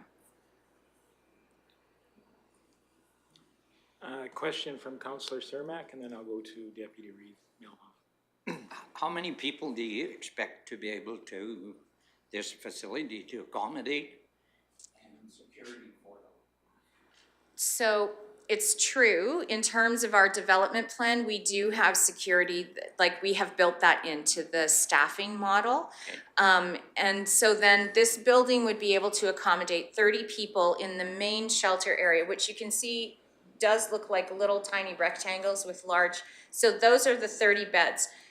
to the south of that, from where I'm looking, those are what we would consider our transitional beds, and so we would have up to 10 people in that, recognizing that one of those suites would also be able to accommodate a small family, because we know that often we are not just dealing with individuals, we're dealing with family situations as well. So at night, the most that we would have there would be 40. During the day, we might be able to accommodate more depending on what our support staff would look like. Thank you. And like the programs, right? So like the goal is that it's a program, so day programs, depending, you know, what you're offering or the partnerships that you have, you're getting that funding also through the day program. So during a specific like office hours, how many people are entering the building would look significantly different than like at the 4:30, 5 o'clock mark when those services are completed, the ones that aren't 24 hours. And in terms of accessibility, because that would be one of the other big questions, we've also built into that development plan that we would have a small van that would go throughout the community that would allow for that transportation, because we are trying to have this, although close in proximity to services, also removed so that people can focus on what they need to do. And so we've talked about where we might have a centralized location that people could access that transportation. And Deputy Reeve Melhoff, please. Thank you, Reeve. I worry that doing a build for the now is not necessarily meeting the need for the future, because I don't want us to have to do a second story or another build or whatever. How long do you feel that this will meet the needs of our community? You're saying that the need right now is between 30 and 40, or that's your estimate. Do you feel that that will suffice for about how long? If you could put a number on it. I know that's a ebb and flow with the economy, but give me a thought. There is an ebb and flow with the economy, and also when we have pandemics, and that changes the landscape for people. I can say that since we've been doing this, since we've become a society 6 years ago, we had done previous community research, and that number has remained fairly static over this last 6-year period. So I mean, not that I am going to be forecasting the future, but it has remained fairly static. So I think building for that, recognizing that the way that is built, we've also then got room to expand if we need to. We have spoken with the architect about that. Perfect. Can I have just a follow-up? Quick follow-up. Quick follow-up with regards to the transportation end of your presentation. It's my understanding West Country Family Services does a transportation. It's a little bit different because you're going to be going to different stops. But is that something you'll be partnering with them, or is that completely separate? Yeah. I was involved with the initial funding for that program many years ago. There's the University of Alberta really established this toolkit, and they did all across Alberta tons of research in terms of what do these programs look like. So our program that we have for our community is volunteer based, and that is how they presented their program. That's how their funding model is 100% volunteer based. There's a lot of obvious issues with that. We have no options in our community for consistent transportation. So we're looking at like medical trips, to and from services that you would need Monday to Friday. That is a service that we have in the community from working at the hospital for years. It's not something that works for our community for long term. It's something that is a valuable, asset if there is a volunteer there and everything kind of aligns, but it means we're not meeting the needs for medical appointments, for rural people, for seniors. So what we're looking at is making sure that it's a program that is very much a cycle, right? So that we're meeting people at every stage. And so without consistent transportation, then all kind of facets of a program, it's going to affect them all. So no, I don't think that's even kind of touching what we're looking at here. And it is still very much an asset and would be a resource that we would have for our community. But in order to have a successful program, you really, like, that's a huge indicator whether it'll be successful or not, is that consistency, which requires staff. Yeah, it requires a paid driver. Thank you. Yep. And a question from Councillor Ratcliffe. Actually, I have two questions. My first question is, will this be entirely local people, or are we going to be bringing people from other areas to use this facility? Oh, the facility, sorry. Oh, you're thinking Transitioning. transit? Sorry. The numbers that we're speaking about are people from within our community. So we're not importing people. These are people within our community already that have a lack of appropriate services. So, you know, we don't intend to say, oh, Red Deer, send us, you know, more of your homeless population, because what we know is that people do the best when they have their natural supports and resources close and accessible as well. So that's why we want to have this program here, because currently a few of us end up sending people to Red Deer, and it makes things much more difficult for them. So I'm one of the main social workers at the hospital in Rocky Mountain House. I would say that on average, it's really increased, but it wouldn't be uncommon to send 10 people a week to Red Deer who have some housing insecurities. So typically people that are transient, it's not always by choice. They have some, whether it's just a personal, you know, opinion to want to be in a community, or they have that support system.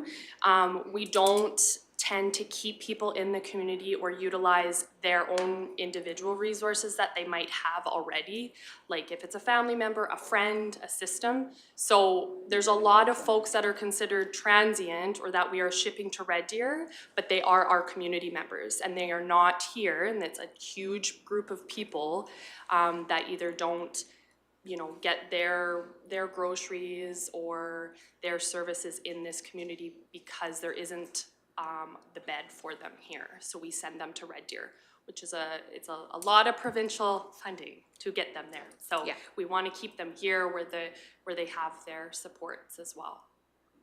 Okay, thank you. My second question, I will just give you advance notice of, because it sounds like you're going to be coming back to us with more details. And that is what benefits the community would see, because likely there's going to be some resistance to a facility like this. Mm-hmm. So let's talk about the benefits to the community as well. Thank you. And a question from Councillor Swanson as well. Mine was just more a comment that in regards to the upcoming consultation, community consultation, I'm looking forward to the report when it comes in August and seeing where things will develop in that time. And as we all know that we could be transitioning a possibility of a new government in May as well. So we'll know what more balls are going to be floating in the air at that particular point in time. So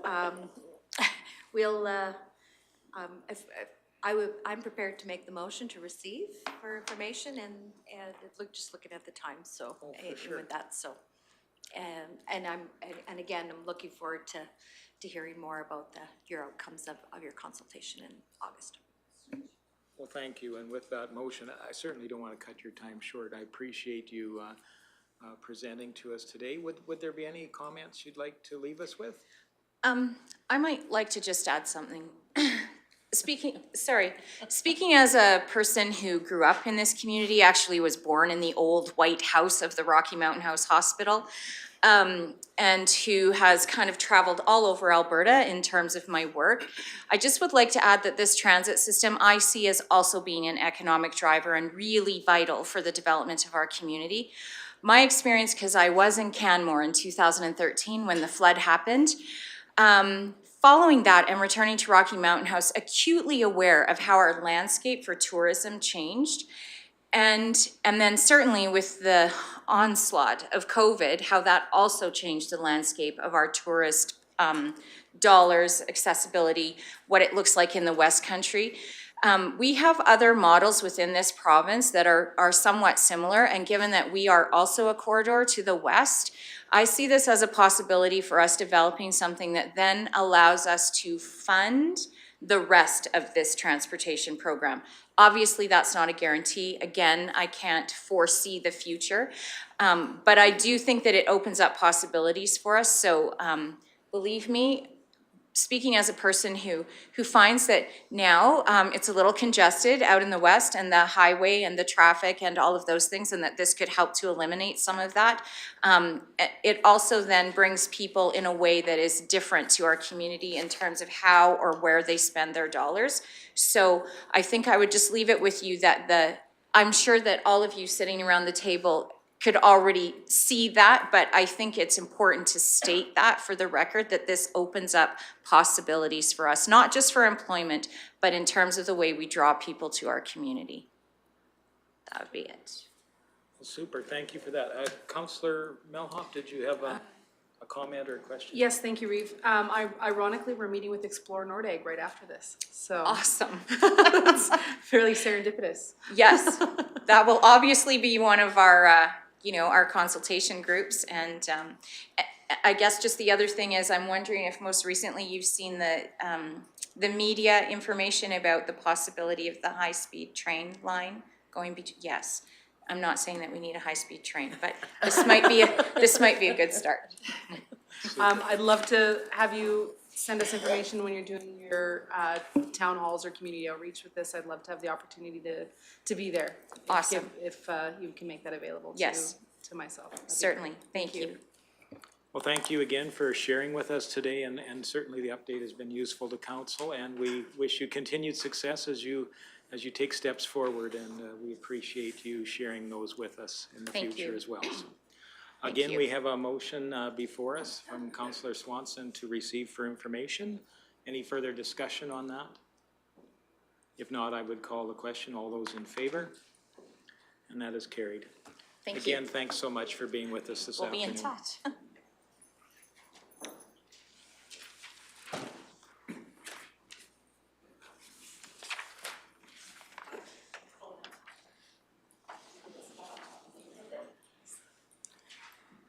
And so we will be moving down our agenda today, and that takes us to item 6.2, and that is with the Nordegg Adventure Group. And so we will again go through a quick introduction of council or those present here today. So I'll go to Councillor Graham first. Hello, I'm Sydney Graham, Councillor for Division 2. Councillor. Good afternoon, good to see you again. Jenny Melhoff, Councillor for Division 1 and Deputy Reeve. Welcome. Daryl Lougheed, Councillor for Division 3 and Reeve. Good afternoon, JP. Neil Ratcliffe, Councillor for Division 5. Welcome, Brian Cermak, Councillor for Division 6. Hello, Michelle Swanson, Division 7. Good afternoon, Murray Hagan, Director of Corporate Services. Welcome, Rick Emmons, CAO. Good to see you again. So, for today, thanks for having me here. JP Forden with Nordegg Adventures, Nordegg Canteen. But today I'm more here to talk about Explore Nordegg and Abraham Lake. And we've talked with most of you individually about a lot of this over the last couple of years, but it's been challenging through the pandemic to find time to maybe have the same conversation all at once about what we were doing and what we were trying to do. So I'd be happy to share more about some specific projects in the future, but today we thought we'd start a little more about the kind of at the higher level, what we've been working on lately.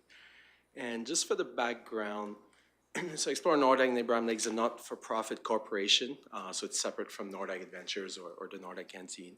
And we set it up in 2020, mostly to bring together all of our industry partners as we look at growing our visitor economy in the Nordegg and Abraham Lake area.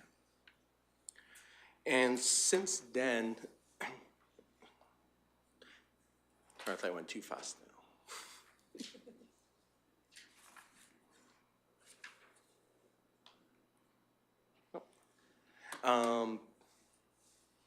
Just trying to say, I think there was one slide in between those two. I was trying to,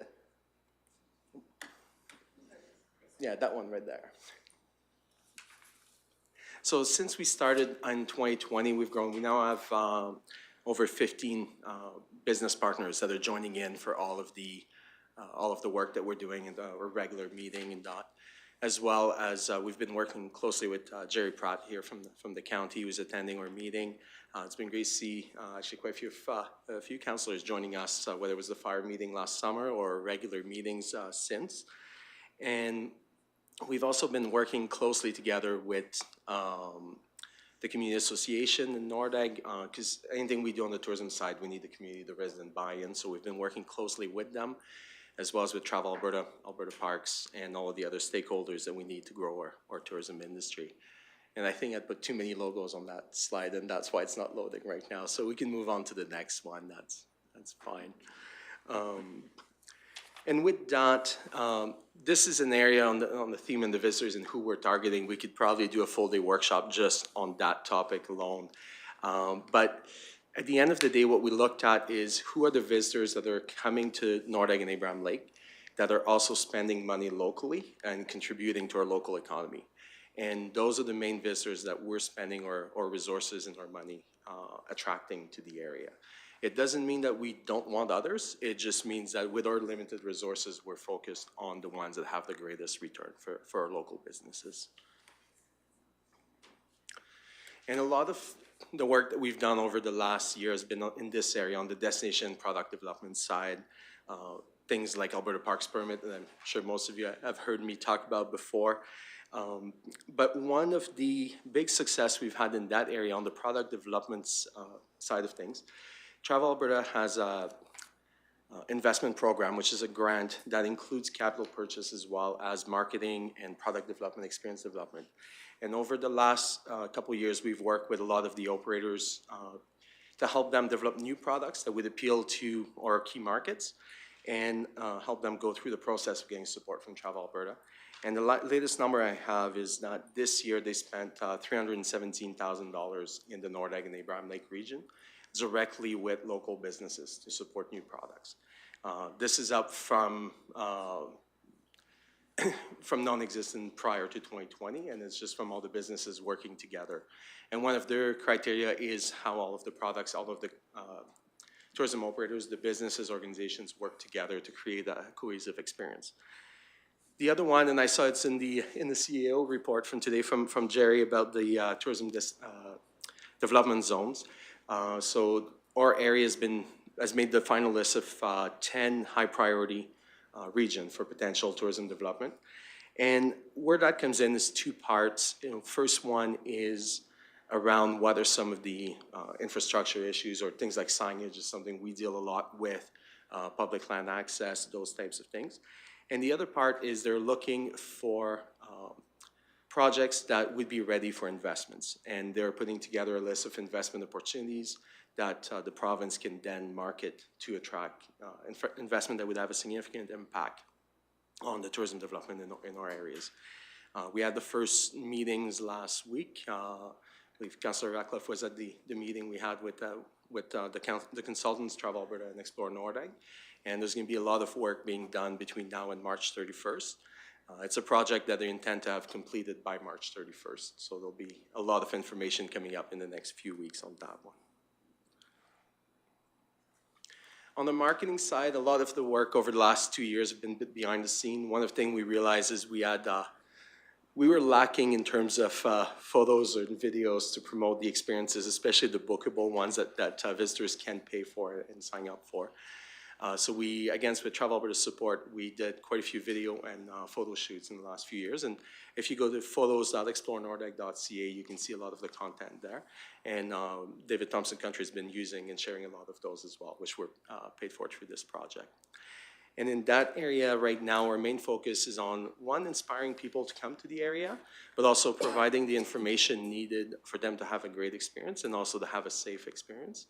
And in that area, since last August, we now have a part-time staff who is handling all of the community management side of things, questions, as simple things as, did it snow in Nordegg last night? That's a question we get a lot, so she's been busy answering all of that as we go through. That's a new live stream just on watching snowfall. Yeah, right now it's all about did the lake freeze, but and then this is the other one that we started work on last year, and a lot of that is coming online at the moment right now. And Johan for them had presented last summer as he was moving on from Riverview Campground about the need for central booking and itineraries. And this is something that we started putting together last winter, and it is live on the Explore Nordegg site now, where visitors can book lodging, activities, and line that up with food, retail, and other activities like that. So all of that is now available as packages. We're working on refining some of the itineraries in those packages in the coming weeks. So that'll continue to grow there. And that ties in with the return of the international visitors for us and providing that central booking options for that. Unfortunately, the numbers we saw from Destination Canada this morning, they're now forecasting 2025 before we get Europe and Asia back. Asian markets for us in Nordegg is a major market in the winter. We're definitely hoping to see them coming back sooner. We're seeing some return this year, but hoping that that will pick up a little bit faster. And finally, as we work on the next step, so far with Explore Nordegg, all of the overhead expenses, all the ongoing expenses, Nordegg Adventures and Nordegg Canteen, we've been paying for all the overhead. And then each of the partners has been contributing on any of the projects that they're taking part in. In addition to that, we've been able to receive support from Travel Alberta, around $70,000 per year for the last 2 years. And that goes directly toward marketing projects, content development, or specific other asks that we've made through the grant. As we're growing right now, the central booking is one of the areas that's generating that long-term sustainable revenue that comes in as we charge a commission to each of the partners that's taking part. It's similar to what each of us pay when we're booking through, whether it's Expedia, Viator, Airbnb, or any of those, but it just stays within the community instead of going outside to another group. And right now, at this point, we have the one staff on the social media side that I mentioned. We have a new part-time staff joining us on the partners relation, working with more for industry partners, joining new members in, as well as new destination events and festivals that we're working on. And we have a third part-time staff member joining in shortly to handle the central booking side. So altogether, it's about one FTE that we're hiring locally. Given the staff housing challenge, it's easier to have it done as 3 part-time locally in Nordegg than we could otherwise. And on the rest of it, there's a lot of other areas that we've been looking at. Some of it we'd love to have you, as we're seeing the Abraham Lake freeze, and that's probably the biggest draw internationally that we have, and especially in the winter season. And we'd definitely love to have you out, how to come see it from that perspective, and also a chance to talk about some of the projects that we're doing. And on all of this, for us, we have been doing a lot of the work, and we know the county has been working on a lot of exciting projects, and we're happy to help. Just let us know where we can best help you.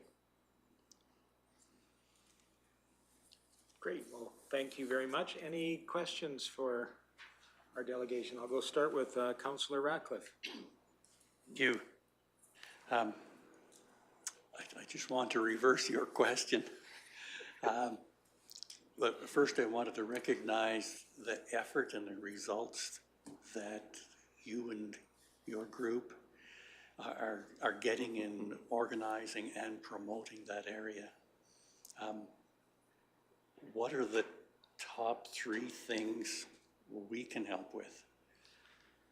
Well, first one for us is housing. It's the biggest challenge all of our businesses have. If we look at the hours of operations, that's why most businesses are operating reduced hours. So anything that we can do to provide rental housing in Nordegg would be the first step. Rental and affordable housing, that would be the first, highest priority. The second one is there's a lot of ideas. you had to leave a little bit before the afternoon part of the session at the last meeting, where we actually went more into the brainstorming. And I think one thing that comes up a lot is there's a lot of ideas, but nobody's quite sure how do we move them forward? How do we get approvals? How do we make them happen?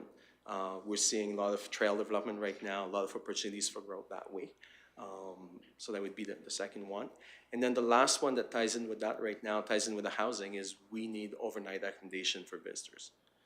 We need hotels. That's probably one of our next big challenges is having a place. The longer we can have visitors stay in Nordegg, the more money that they're spending locally, the more they're supporting the business, the easier it is for retail businesses and as we look at the commercial core, any of those to grow. And I think Councillor or Deputy Reeve Melhoff was first, and then I'll go to Councillor Swanson. Thank you, Reeve. You mentioned hotel, and hopefully with this council supporting the development of natural gas going out to Nordegg, hopefully you will see that as a big plus for that community. I just wanted to actually ask administration, do we know of a date when the commercial core will be available and online for purchase for that community? Mr. Emmons. Thank you, Reeve Lahid. A specific date, no, Deputy Reeve Melhoff, but we are very close. We are currently compiling all the construction dollars as they've been expended, combining them, going through our process of attaching those construction costs to the amount of developable parcels we have, getting together with a real estate, assessing current market value, ascertaining what would be marketability, and then bringing forward to a future strategic planning or a council meeting for council's acceptance for price. So we're there in the process for that. May I ask a follow-up? Please. Thank you. And just refresh my memory, is it next year or the year after that the next housing phase would be complete and available for sale? I can't remember if it was next year or the year after. I know we sped it up, but I couldn't remember which year. I wouldn't want to guess. Okay. Respectfully. Yeah, I know we had sped it up, and the Public Works Department was great at doing that. I just couldn't remember if it was next year or the year after. Yeah. But there is another housing project coming, so there's that on the horizon for you. But we have mentioned it several times that staffing accommodations is definitely something on the forefront, and perhaps in a future meeting or at this tour, we can brainstorm some best options forward. Yeah, thank you. And I'll go to Councillor Swanson, please. I feel like Nordegg's on the cusp. I think that we're just ready to just blow up, and people are gonna be coming here in droves, and the international market, when it does release, will be a big one there. What do you anticipate, or what is the current with the last 2 years that you've gone through? Who is our target audience for tourism, and what is the target in regards to, because we have a lot of part-time residents, I'll just say on our north side. Is that attitude changing? Is that they're becoming more full-time, or in that? So just maybe comment on those two issues, please. We're definitely seeing an increase in residents, whether it's full-time or I'd say longer stays part-time, spending more weeks at a time in Nordegg. We're definitely seeing that in the community, a major change there, which also helps on the part-time employment is what we've been able to capture into that. I know for us as a tour company, a lot of our guides are retirees that are working for us on a casual or part-time basis, and that's helping us fill that gap tremendously. We're also starting to hear more from families looking to move to Nordegg. The lack of some of the services is a little bit of a challenge, but at this point, the lack of housing is the main one we hear from people looking to move full-time to Nordegg. In terms of our markets, we are focused on what Travel Alberta calls the curious adventurers. If you go through some of their process, they've based that on research that was done over the last 10 years at the national level, and then more focus on Alberta over the last year. And with the Curious Adventurers, they're the type of visitors that are traveling a little slower. They're going to spend more time in the destinations. They actually want to get to know and explore, meet the locals, and go that way. The hotspot hunters is the other one that they target in Alberta, which are the ones that you see a little more coming in, take a selfie on the ice bubbles, get back in their car, and off to the next destinations. For us right now, we don't have the services, the experiences they'd be looking for in terms of restaurants or in terms of other activities that tie in with that. And in terms of our markets, Calgary and Edmonton within Alberta are both about the same now for us. It used to be traditionally Edmonton was bigger, but that's changed through COVID. And that kept us and grew through the pandemic and has stayed relatively steady over the summer. We weren't sure if we were going to plateau or drop a little bit this year. We started a little slower with the weather, and then we finished higher than we had in past years overall in Nordegg. So it was a good end of the year. As we look at the international moving forward, UK, Germany are always big market that Travel Alberta is heavily active in, that tie in well with the Nordegg area. And as well as we see Japan, parts of China, South Korea, those have been traditionally good markets, and especially winter markets. And one of the reasons why we're focused on the international as we bring things back is international tends to visit that area on weekdays, and they're not weather dependent. When you've booked a trip to another country, you're going even if it's minus 20. Where if you live here, and you look at the weather and you go, I can go next week, the weather looks better, which is a big impact on our operations and staffing and levels and that, so. Yeah. Okay, Councillor Ratcliffe. How many Airbnbs would you estimate are out there, like, available for occupancy? The number fluctuates a lot. We saw a big increase last spring. At one point, we calculated that roughly it was between 15 and 20% of the houses were available as Airbnbs at one point, which is not sustainable. There's lots of discussions around that. We've had lots of those discussions with the Explore Nordegg group, and the need for some structures, whether through zoning or bylaws. I know the community associations brought up a lot on the noise issues, fires within fire bans, those things. On our side, what we're seeing is a lot of in terms of development permits or business license, which are required for commercial rentals, but not Airbnbs next door. And we're seeing a lot of that as well in terms of the visitor experience. So with Explore Nordegg, what we've put in place right now is we include and promote any Airbnbs that have local management based in Nordegg that can handle both visitor questions and community concerns. And that's how we've handled that one. The challenge we have, though, is right now all of our lodging for visitors is full. So we need to balance that, and that ties in with the need for a hotel, which ties in with natural gas and the other parts of the development. Right now, we probably need to be looking at 2 hotels in the short terms for the demands we're seeing. What happens right now, especially in the winter, most of the visitors that would be staying in Nordegg are staying in Lake Louise or Banff. And that's where we're trying to attract them to stay in the Nordegg area instead. Okay, so the probability that a person could, on short notice, get accommodation is low. Yeah, if we look at the last 2 winters from January to mid-March, vacancy was near 0 on the weekends. Weekdays is more available. Yeah, we're seeing a little bit of a slowdown on that right now, but that's how it was last 2 years. Okay, thank you.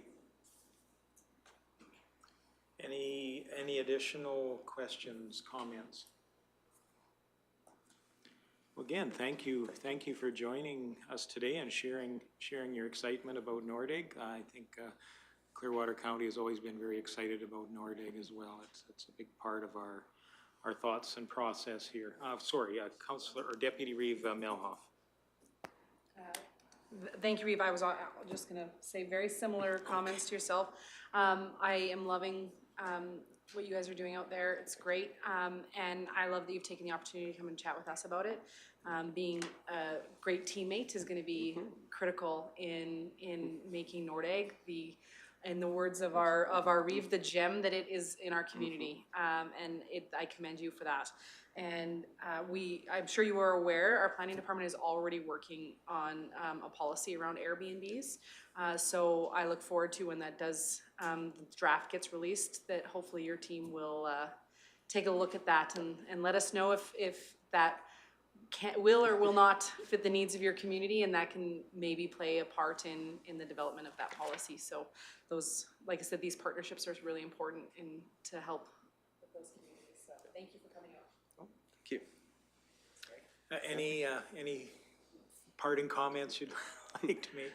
No, as I said, thanks for having us today, and as I say, we hope that we can host you in Nordegg hopefully in January would be the best time. That's when the conditions are usually the best to draw people from all over the world, and it would be a fantastic time to share that with you. So, Thank you so much. Thank you.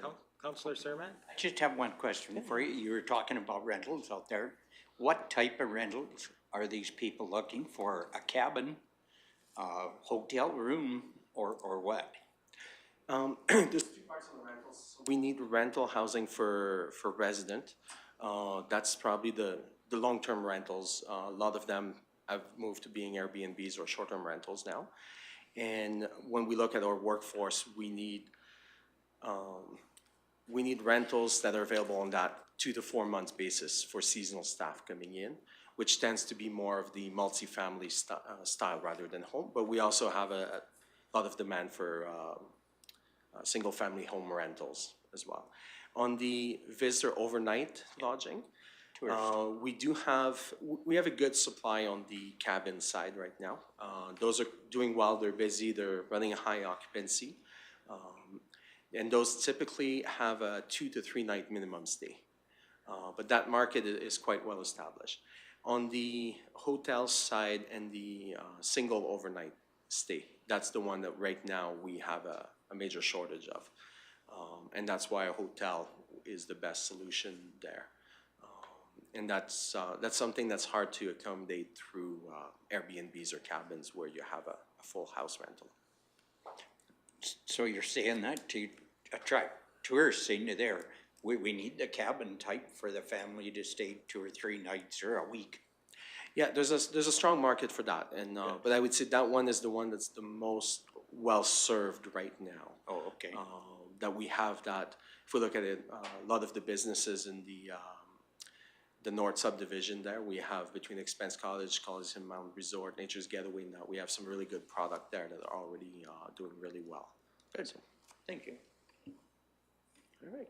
Well, super. Well, thanks Thank again. you very much.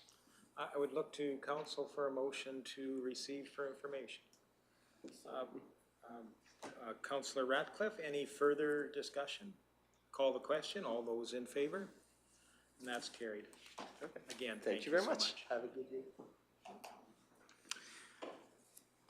Takes us back to our agenda, and more specifically, item 7.2, I believe would be next up, and I know we're joined by Georgitsa, so I will probably allow Mr. Hagan to introduce that and move from there.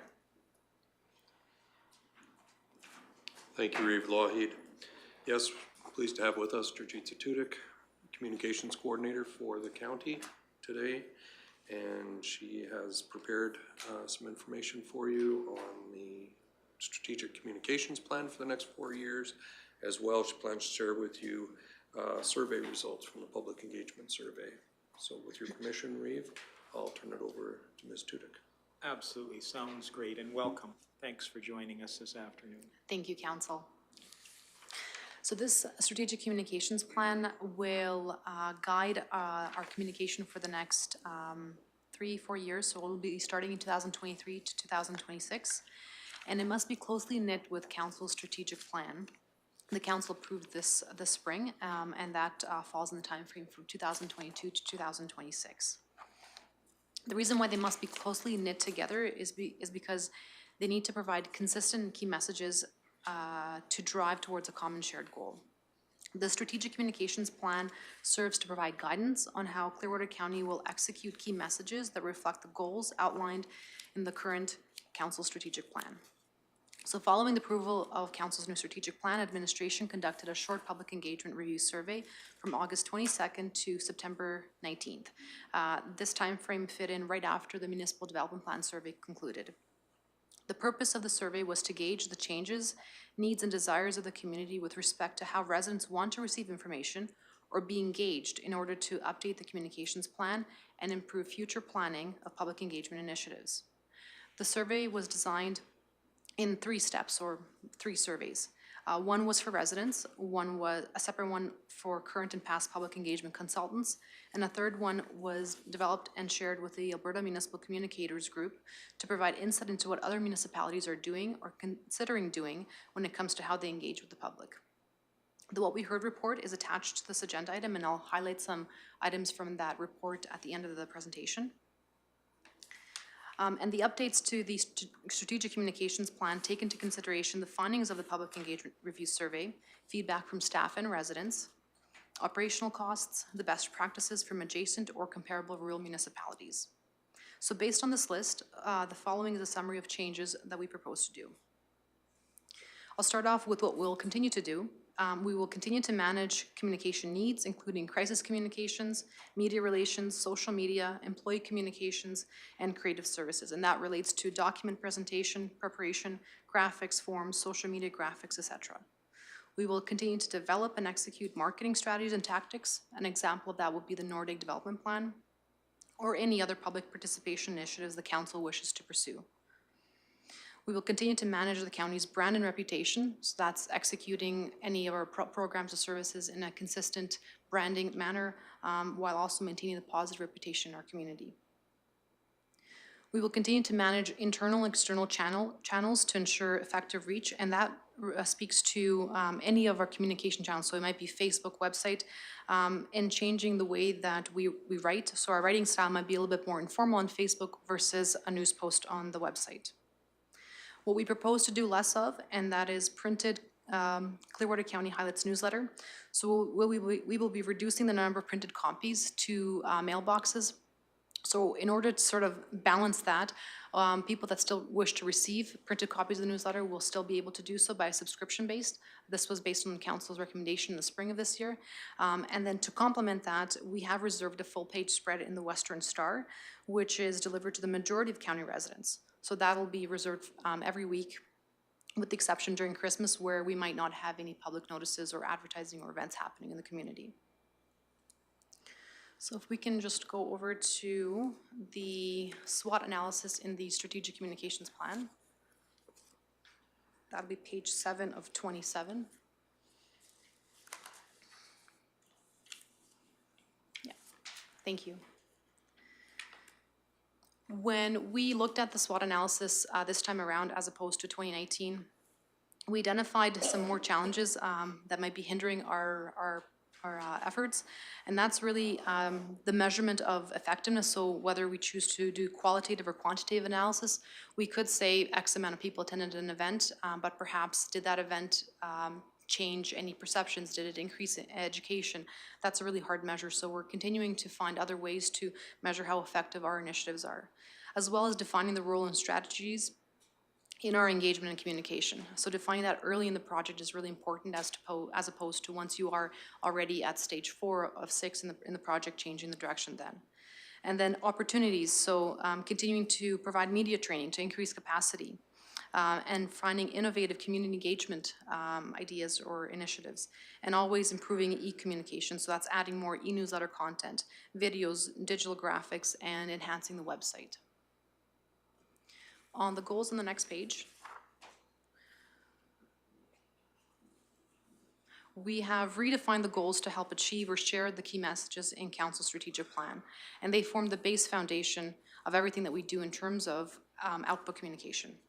So the first one is really cultivating a well-informed understanding of county programs and services in order for us to provide timely and easy to understand information about existing programs.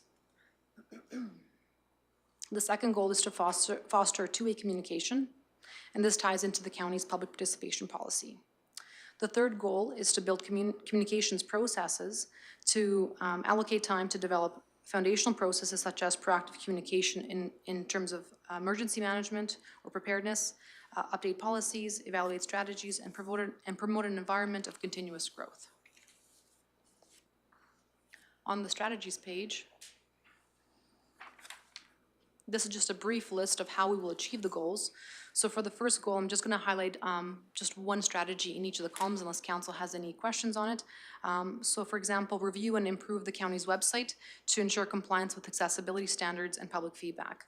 So this could be highlighted in the numerous comments that we've received throughout the year on surveys not being accessible under 3 clicks. So we'll ensure that the most important information is accessible under 3 clicks, easy to find, or in multiple locations on the website. And then accessibility standards also highlights including captions under pictures. So a lot of times when you have non-text content on there, it might be a little bit more difficult to understand. So adding captions under pictures helps gain a better understanding of the content on the webpage. Under fostering two-way communication, we plan to create a how to get involved section on the website that lists public engagement opportunities, how to provide feedback, a summary of feedback received, and how the feedback was used.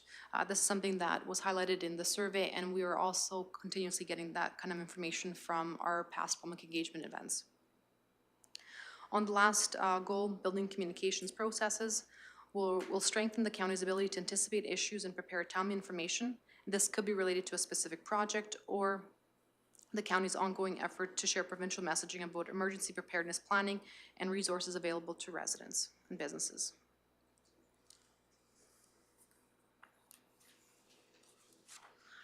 The next page is just a very brief matrix of the different tools that we use to execute our goals. And essentially what tools support which communication goal. If there are no questions on this page, we'll go to the last section called evaluation. So this strategic communications plan is a living document and will be reviewed and updated to reflect our evolving strategic priorities. In order to track progress and ensure that resources are being utilized effectively, a variety of evaluation tools are necessary. So most of these listed at the bottom of the section are the same as what we've been doing in the past. So social media monitoring, event feedback forms, social media and website analytics. With the exception number 1, we've changed this from a survey that we had just specifically targeted to communications, but we're going to make it a bit more broad. We're proposing to do a citizen satisfaction survey at the end of this council's term and every other council term going forward to get a comprehensive picture of the state of the community's needs, desires, or what they wish for. So then we will present the findings before this council term concludes so that there is information that we can pass on to the next council. Okay, now we can get into the what we heard report for the survey.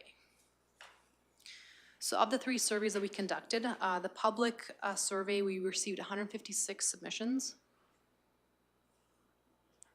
The external consultants, we received 6 submissions, and other municipal staff, there was 3 submissions.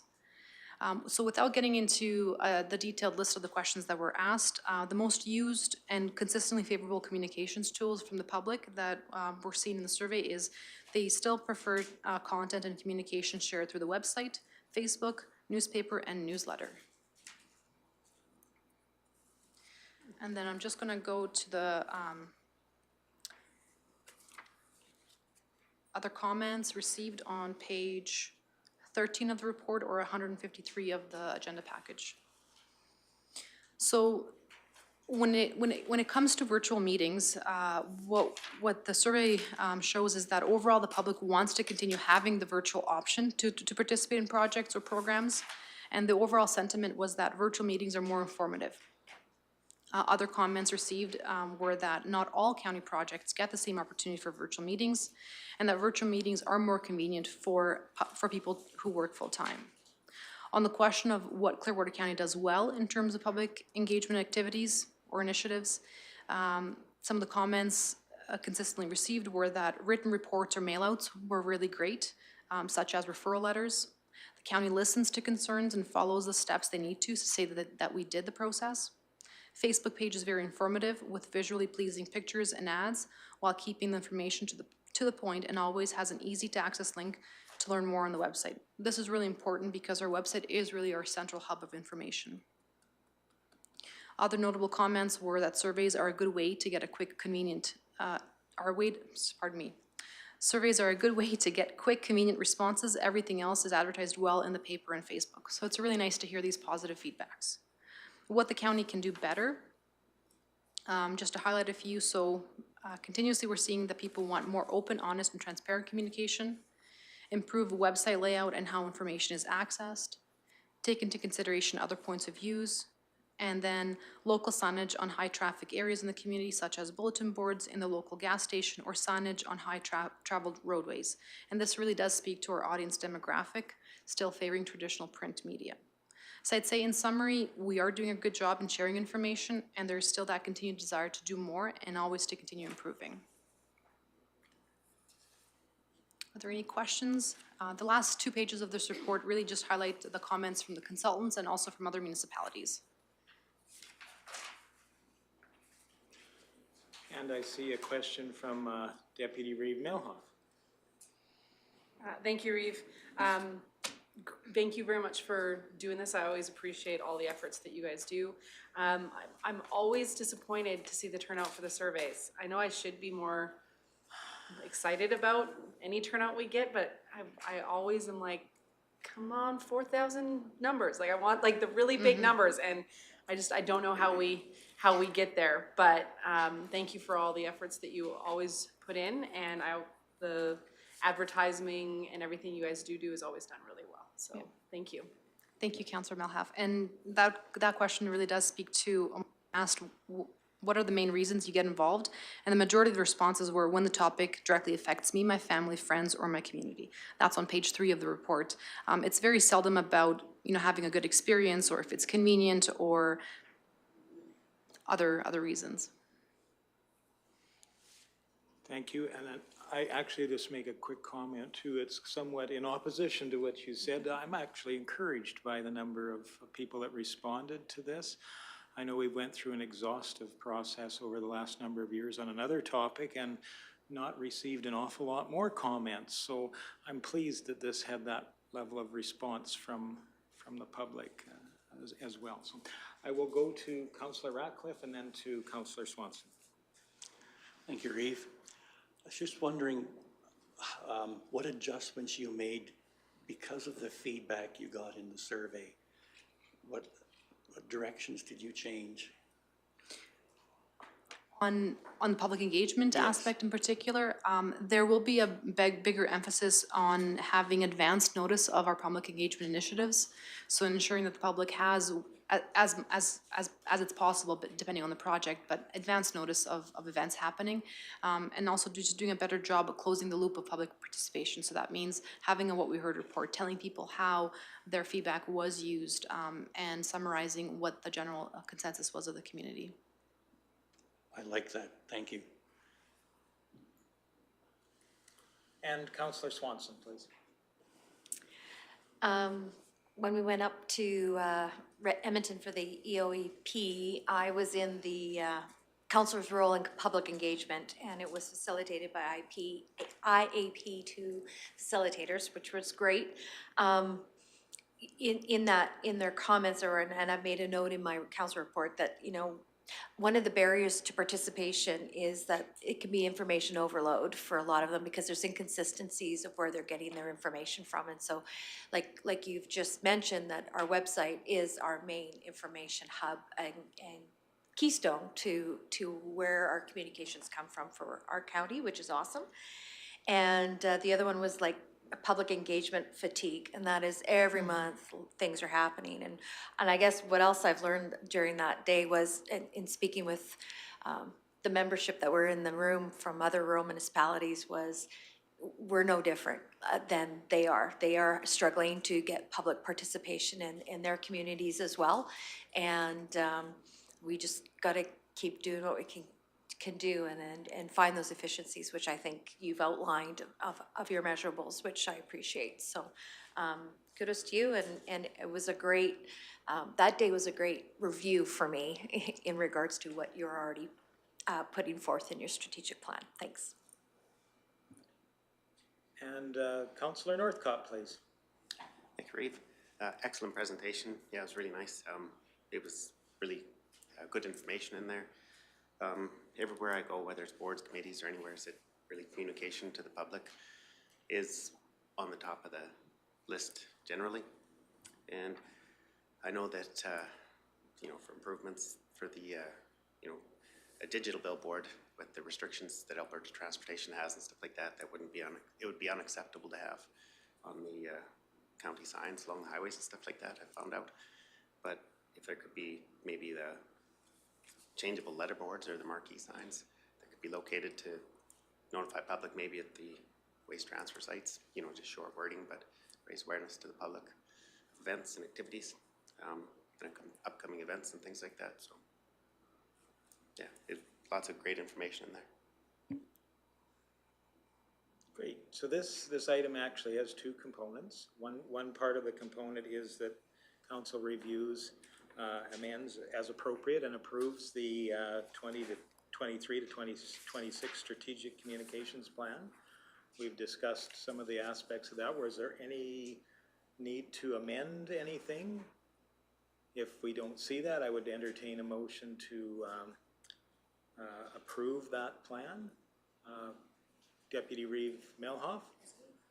So moves. Further discussion? Seeing none, I call the question. All those in favor? And that is carried. And the second part of the plan is, or second part of the item is just that we receive the public engagement review survey, the What We Heard report as information. Would there be anybody willing to make that motion? Councillor Graham? Further discussion? Call that question. All those in favor? And that is carried. Thank you, Council. Again, thank you so much for presenting to us today. That was great information.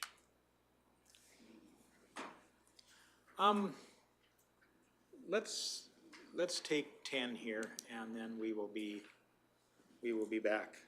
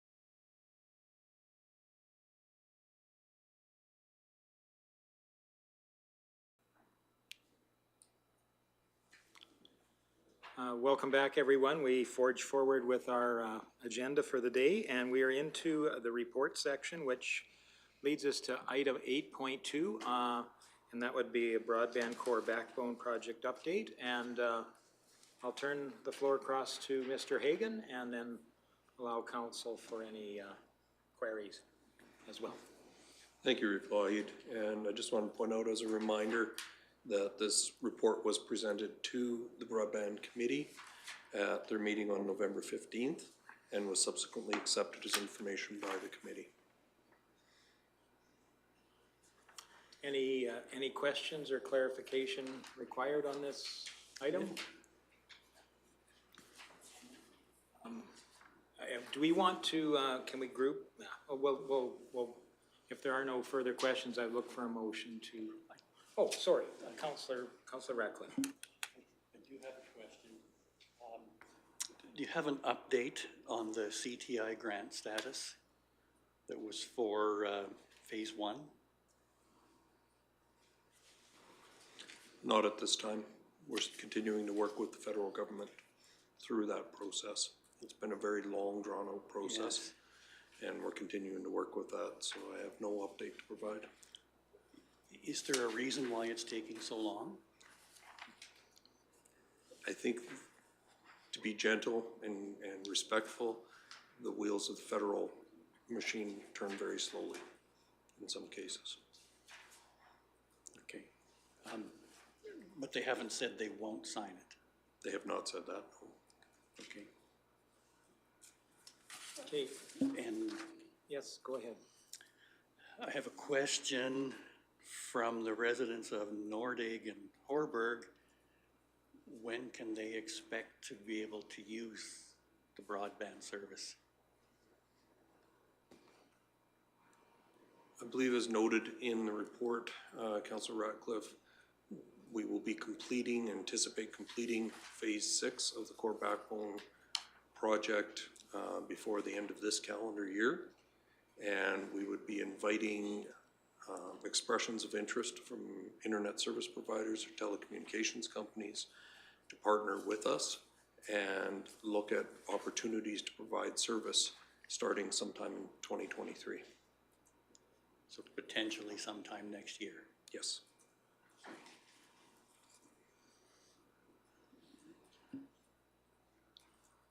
And Councillor Swanson, please. I was just gonna move that we accept the broadband report. Thank you. Any further questions relating to that motion? Seeing none, I call the question. All those in favor? And that is carried. Takes us to 8.3, capital projects update. Any questions there or anything that staff would like to highlight? Seeing none, I would look for a motion to accept that report or receive that report for information. Councillor Graham, all those in favor? And that's carried, thank you. Fire Rescue Services report from October. Any questions or anything to highlight there? Councillor Swanson, please. This is just a suggestion. I know we get our monthly or quarterly reports for fire. I would like maybe at the year end or maybe into the new year, the 2023, to see a graph documenting month by month total calls. So just to see where we see the peaks and valleys throughout the year, maybe over a 2 or 3 year process, so we can maybe identify trends or help us establish busy times versus not busy times. Just an ask. And Councillor Melhoff may be able to help a little bit with that. No, I think that's a great idea. I think that would be excellent, because then we can, they were presenting potential staffing model options, et cetera. It'd be great if we had that documentation to go with it. I just had a question that went with this as well, if I may. Caroline in particular, the Station 30 has had an extremely busy few weeks. And I just wanted to put it out there that I'm very proud of them.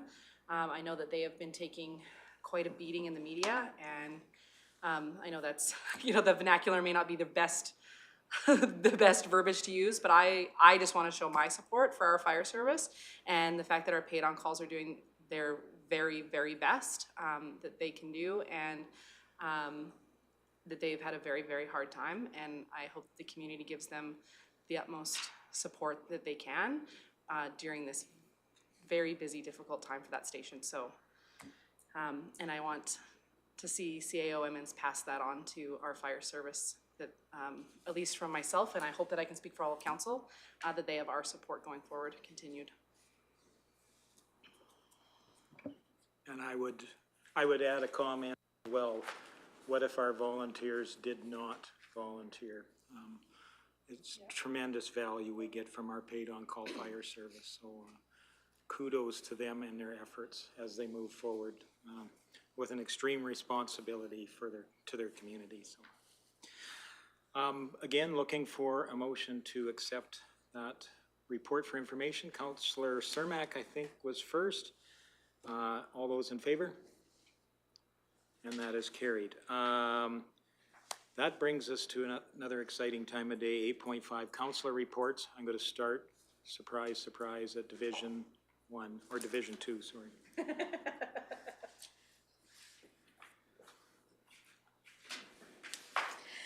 I have almost a whole page here, so in the sake of time, I'm just gonna mention some things here and there. I attended my first library board meeting. It seems like an awesome group of people, and I'm definitely looking forward to learning more in that group. Something that I learned is that you can rent the library for Nerf gun wars. There was a birthday party happening while we were having our meeting, and it sounded really fun. So just FYI, anyone with kids, if you're looking for a cool birthday party. I did not know that was an option. That's Yeah, but it's really quite brilliant. I attended with Deputy Reeve Melhoff, the regional ASB board conference in Lacombe. Something we talked about, some companies that are pretty darn cool, Simply Straw, and I don't remember the name of their other company. Something Ag. Bar Ag. Bar Ag. It's a family-run company, and holy moly, what an operation! Like, the two of the kids were there speaking and very well spoken, and just I highly recommend looking them up. They're just an incredible operation. We learned about some trees and something that I thought was very cool. I believe it's people on the provincial ag board. I don't remember how that worked out, but someone who's involved with the provincial ag board has a dog that sniffs out wild hogs. So I thought that was pretty cool to have in our province. I attended my first rec board meeting, and we should see the budget will be coming to ICC on November 24th, I believe it was. So look forward to that in a few days here for ICC members. I had my second counselor drop-in session. No residents stopped by, but I pressured employees into talking to me when they walked by. And it was a great opportunity for me to work on my speech for the resolution, so I took advantage of that. RMA, I enjoyed all RMA much more than last year, I'm gonna be honest.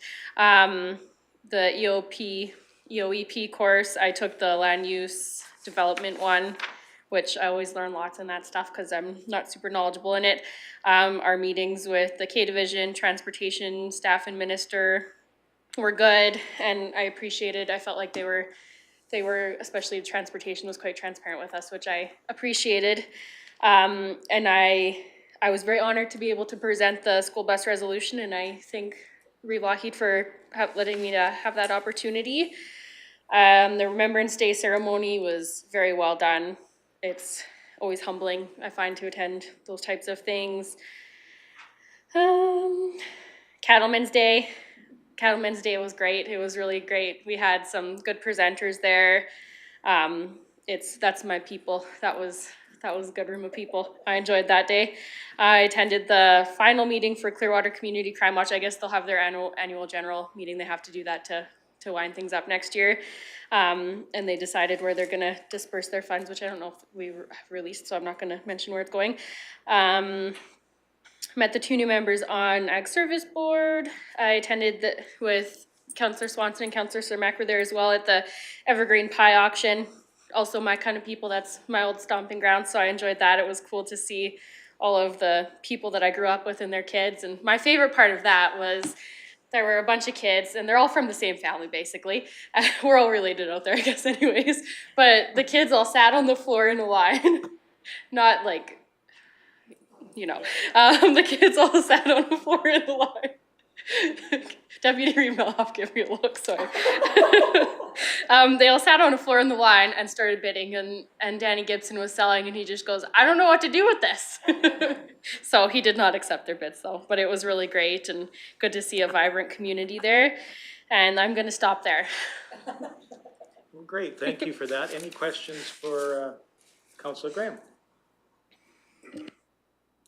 Well, again, thank you, and I'll go to Councillor Northcott. Alrighty, yeah, I do have quite a bit of a list here too, but I'll try and make it short. I did attend with the Majority Council, the RMA conference at Edmonton. It's always great to attend and a great experience. We do have a newly elected councillor to our neighbouring community of Rocky Mountain House, Mr. Dale Schipple, so congratulations to him.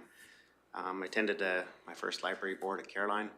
That's a nice little building there. It's very neat, clean, bright, and yeah, the amenities and services that are offered in that little building are yeah, incredible. I also attended Cattleman's Day at Leslieville. I wasn't there for the whole event, but I was able to attend partial of it.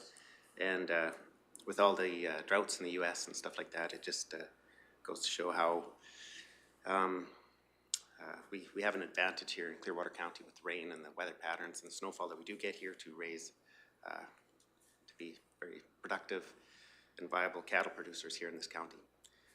The Remembrance Day ceremony in Caroline was a great event. It's always a special day, and it was very well organized. It was very nice to attend that.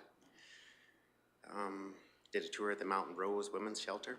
I'd never been in there before. That offers services for domestic abuse, support, and accommodations and more. It's the staff there at the building itself was very nice to see. Yeah, I could go on and on. How long do you make this, right? In the last couple, I didn't have much to say, but and then I guess just for anybody that had a RRF loan or one of those regional recovery relief funds from the government, if those are paid back by the end of the year, there's 25% forgivable amount on those loans. Just a reminder for everybody, or anybody who had got one of those. And I guess just maybe just a reminder for ice safety. I know probably a lot of people are getting out to do their skating rinks and stuff like that on dugouts and ponds and stuff like that, but just a reminder for ice safety. And that's it. That's all I've got. I could go more, but I'll call her quits and let's go. Thank you. Thank you very much. Any questions for Councillor Northcott? Again, thank you, and I'll pass the torch to Deputy Reeve Melhoff. Thank you. We have had a very busy few weeks. I sent mine out to you guys just in interest of time, so I'm gonna kind of go over the highlights as well.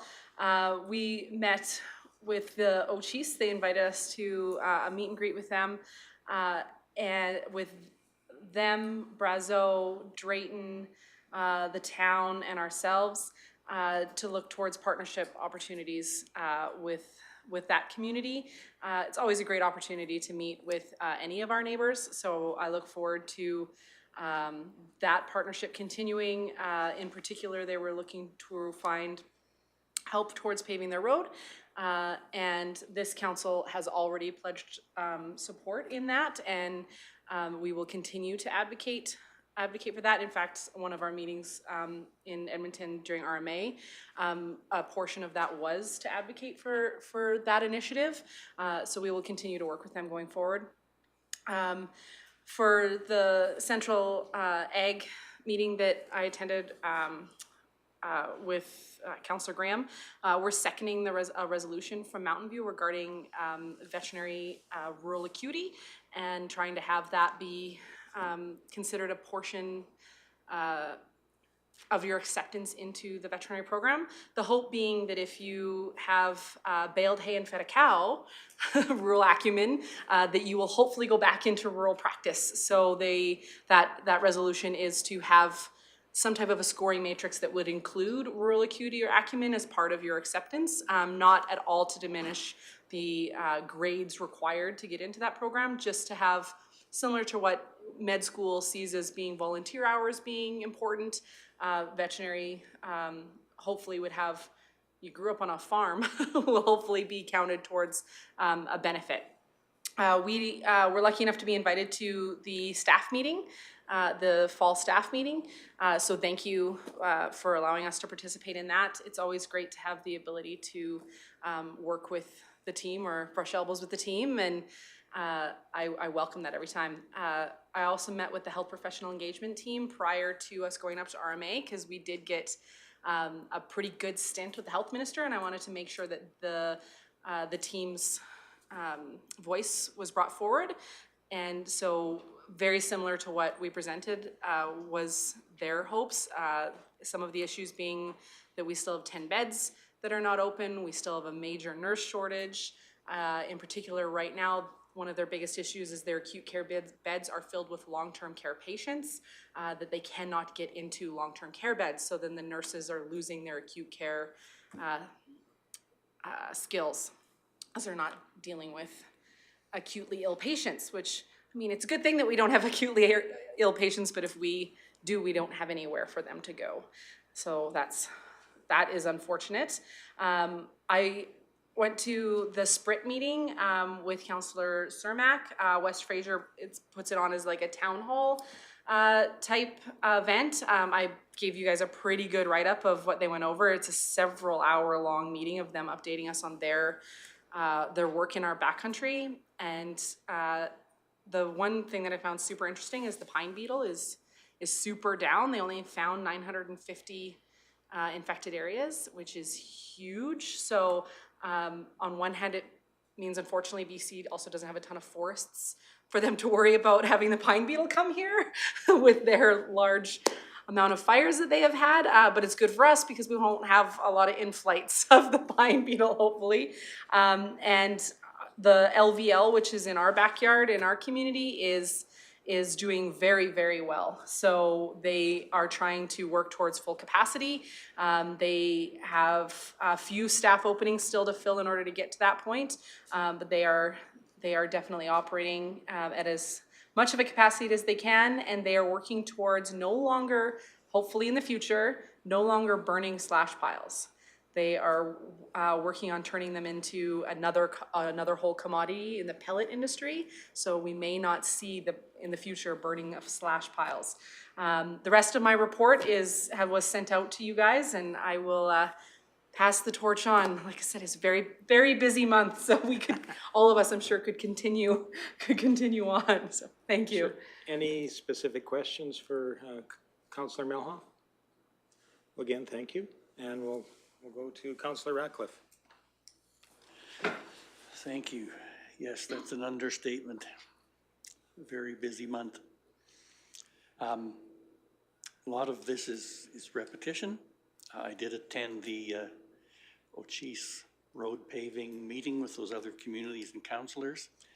It's great to meet people who are working to make life better out on the reserve. With the rest, pardon me, with the rest of council, I attended the MGA convention. The meetings with the Minister of Health and the Minister of Highways and Economic Corridors were useful and enlightening. It's obvious we need to pay more attention to what's happening in the province as well as what we're doing here. At the EOEP course, which was on communications, I met a very interesting gentleman from Peace River, a councillor, who's doing some groundbreaking work with mental health addictions and homelessness. He's a person I intend to keep in touch with. Back home, I attended the Remembrance Day ceremonies. It was standing room only at the Lousopet Centre, so it was great to see the turnout. Last Monday, I attended the open house at the Wild Rose Centre. The desperate need in our community is disturbing, but then we have these great people working on those issues, so it's nice to see. Yeah, the Wild Rose Centre is a credit to the region. Tuesday morning, I attended the Discover Nordegg meeting. The highlight of the meeting was a presentation from Transitional, Alberta about their new capital programs. It, as JP mentioned, it's going to offer some opportunities in the area.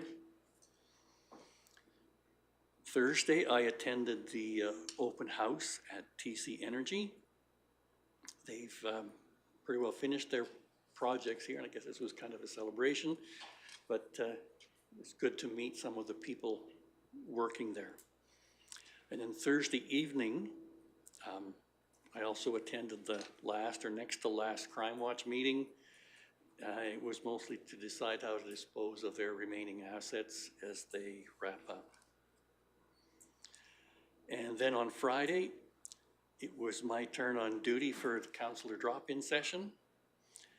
The organizer of the Rocky Taxpayers Association came into the office for information, and I dragged him in, and we chatted about regional prosperity, problems with dropping population, dropping school enrollments, and the importance of working together to diversify the region's economy.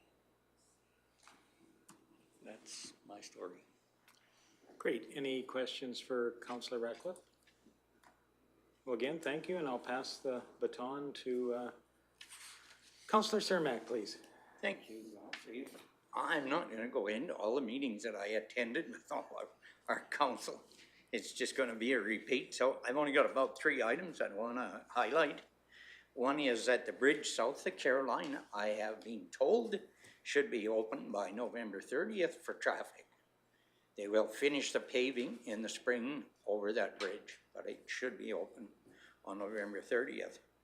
Another thing that I did learn over the last week is that there is a planned solar project by, I think it's Pace Canada, and the start date is November 2023, and it's to be put just north of the village of Caroline on some farmland. And the other thing, just for information only, in our county, we have a quarter section down the Highway 22 that is a vet area. It's a vet quarter, and they have introduced wild boar there for hunting and shooting for our vets or other people. And this is only for information only. Our county to the south of us, they have adopted a policy, so as I understand, I haven't talked to the county yet, but I understand from people that they don't allow wild boar hunting in their county anymore because they've had some upsets on it previously. So maybe it's something we should look into. Just information only. Thank you. Great. Questions for Councillor Cermak? And I see your lights flashing. Deputy Reeve? Thank you. I just want to confirm, you said north of Caroline for the solar installation. The information that I have is that installation is in the municipality of the village of Caroline, though. Yes. It's not something that is in Clearwater County, so it would not be in our purview or jurisdiction to influence. I just wanted to confirm that that was the case. Yeah, and the thing about it is that there's a high pressure sour line in between where the town sits now and where this is. There's got to be an 800-foot buffer there, I think, that they can't. And it's on pretty good arable land. It's some of the best land in the county. Yeah. Thank you. Any additional questions for Councillor Cermak? Well, again, thank you, and I'll move to Division 7, please. Okay, so ditto, ditto, ditto, ditto, ditto. So we've seen a lot of each other the last few weeks, which has been awesome. So anyways, the only thing that I'll just say that I've managed to do on the side a little bit is I attended the the Alberta Parks and Recreation Association. They had their conference. I attended virtually. That was right after our org meeting those few days. So I took the opportunity to stay home and do it virtually than to try and race up after the meeting and spend 4 days up there. So I did that. Other, again, taking part in other local community events, our Beautiful Falls Supper, the Compassion Society Supper and Dance, Evergreen Hall and dessert auction. Always great to engage with our community in the fall because everybody's loving the fall harvest and getting ready for pre-Christmas. So that was awesome. The RMA convention, excellent as always. The one session that I stayed back and the one day and with Councillor Graham and Councillor Cermak, while the rest went to the ledge to speak with our ministers there, and we got an opportunity to present our resolutions. So big resolution session this time, 24. We presented 2 and we're seconders to 2, so that was huge. There was a session Brownlee presented called Special Liens Implementation Project. It's a grant that was, they got a grant from Municipal Affairs to create a guiding document to assist municipalities in implementing special liens as a tax recovery tool. It was requested that Brownlee represent to all the municipalities because there were so few people in the room in the new year and there was other concurrent sessions going on, so we can look forward for a repeat of that in 2023, and I would imagine that'll be sooner than later. After the RMA, I did go to the ASHA office for my orientation.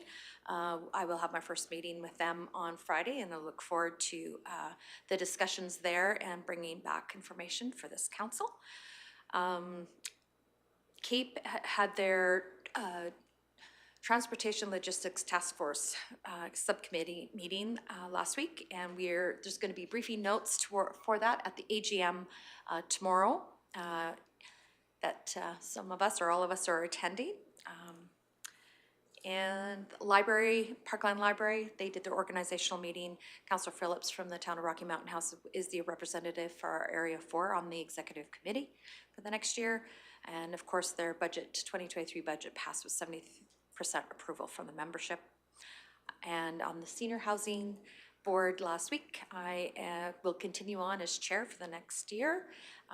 Councillor Hutchinson for the vice chair, and we discussed the competency matrix for the board makeup, and we did a few adjustments for the 2023 budget. That's it. Great, thank you. Questions for Councillor Swanson? Deputy Reeve Melhoff, please. Thank you. Competency makeup matrix for your board. That perked my attention. I would love to have that matrix itself circulated around. Perhaps that is something we could be looking for all of our boards. I liked the sound of that.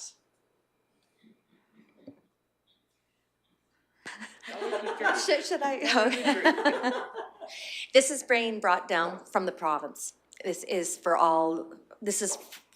seems to be a trend happening for all boards.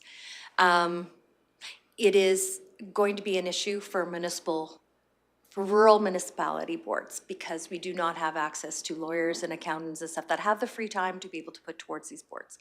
So the skills requested are not necessarily Do you have the time? yeah, do you have the time and really and truthfully the passion, right? I mean, to me, I'd sooner have somebody with a great attitude and passion towards us than somebody that's, I'm here because I have to, in that sense. But I will be pleased to pass along that matrix to you. I know ASHA Board just finished doing for our the competency matrix. So I mean, they deep dive. It's basically like giving your resume and saying I have these skills in certain areas and going forward. I believe the major urbans are maybe a little bit more. They have more to pull from as far as their members at large. So it may be an easier roles to fill than it would be in our rural. So anyways, but I'll be pleased to pass it along. Just piqued my interest. For sure. Awesome. Thank you. Most of it, they want letters behind your name. Well, I can make up some alphabet. Any additional questions? Thank you. And I guess one of the advantages of going last is I can be very brief in the information has been mostly covered by council, but I think I would be remiss if I didn't mention how impressed I am by the actions, efforts, and integrity of this council, both displayed around home and while we're away at conference. I'm impressed by that. I think you're great representatives and ambassadors for our community. I'm very proud to be a small part of that team. So thank you for that over the last month. I am truly impressed. With that, I would look for a motion to accept council reports. We have a great leadership. Thank you, Reeve. Well, thank you for that. I've been honored many times of just being honored and humbled by just being that level of faith in me to represent in a small way. Anyway, I would look for a motion to accept council reports or councilor reports for information. Councilor Graham, all those in favor? And that's carried. Hope you've had a chance to look through councilor remuneration. Any questions there? If not, I would look for a motion to accept councilor remuneration for information. Councilor Graham? Actually, I have a question. Question? Yes. I noticed on the remuneration, maybe I'm reading it wrong, but a councillor charged for the September and October regular and organizational meetings and was paid for it. From my understanding, we're not paid for those meetings. We are, but they're in our salary. Yes, to our It would be part salary. of the salary, so it probably should be in little X by that salary thing. Yeah, so I just wanted to point that out. I don't know if next month that just is made up for or how that works, but. And I think this is good to bring this forward. Quite often staff quite good at catching those things, but they don't always, so. We just all need to be consistent. We're here to hold each other Thank you for that, consistent. bringing that forward. Okay, again, with that then, being noted. Councillor Swanson, thank you. And all those in favor? And that's carried. I believe there was an item 8.7 and Mr. Hagan might want to shine some light on that. I'll leave it up to him. Nothing in particular, Reeve. The report is provided for information on a monthly basis. When I noticed on the agenda that it wasn't there, I just asked for it to be printed in hard copy so that we wouldn't miss providing this information to council. And again, we'll be looking towards the end of the year and doing a quarterly report again for the end of December. Thank you for that. Any questions relating to that report or a motion to accept for information? Councillor Melhoff.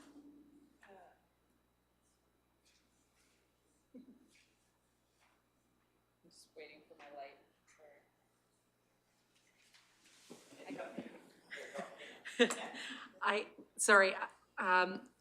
It would be great if when I have the opportunity to go over it, can I ask questions on it? Because we got it this morning, so if there is questions, I'd love the opportunity to just reach out. Reach out to you at a later date if possible, just because I haven't had an opportunity to review it. I apologize.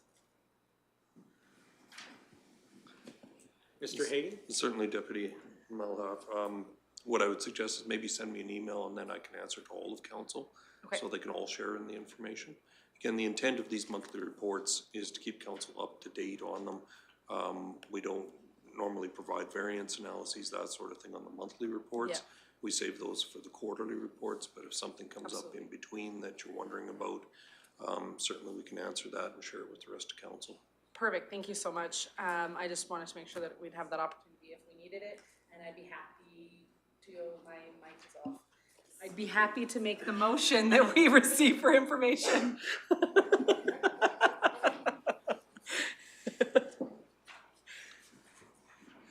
I did make the motion that we'll receive for information. All those in favor then. Sorry, I turned my ears No off. worries. My hearing aid gets quickly turned down. All those in favor then?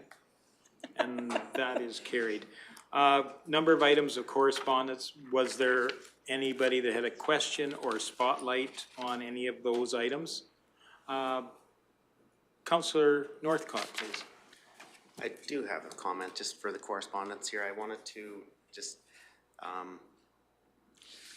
think it's just in regards to the letter that from the Clearwater County Taxpayers Association from Ms. Cole. I thought the letter was well written. It echoes a lot of the comments that I've heard from a lot or many residents. So I just wanted to say that I think that letter was well written. And special thanks to Ms. Cole for writing that, the residents for completing the survey in regards to the MDP, and all the residents that attended the open houses and stuff to put all that information together. One small little quote out of her letter here that I sort of, it was a quote, was councillors need to put personal opinions aside and listen to constituents. I think that was well said again, and maybe just for clarification, just for the residents that are maybe viewing today, if administration might be able to let us know, or when the final draft of the MDP might be released to the public.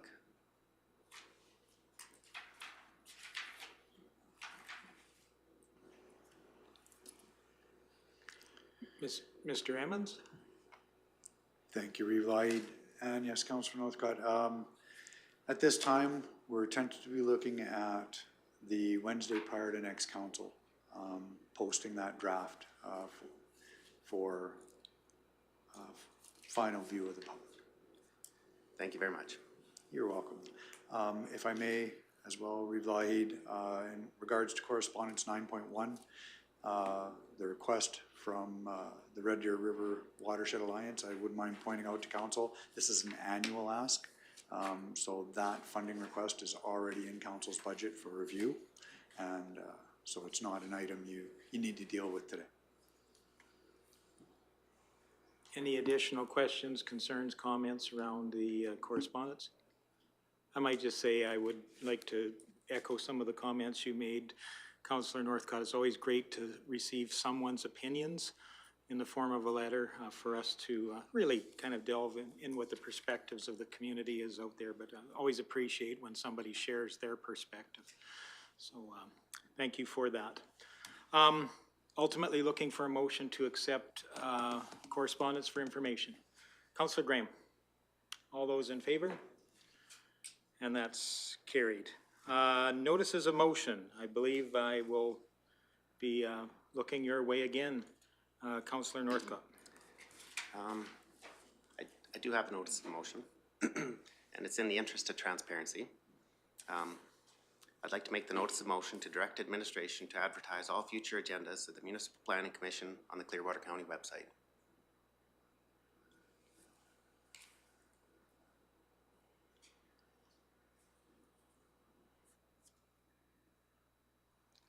So did staff capture that notice of motion? Okay.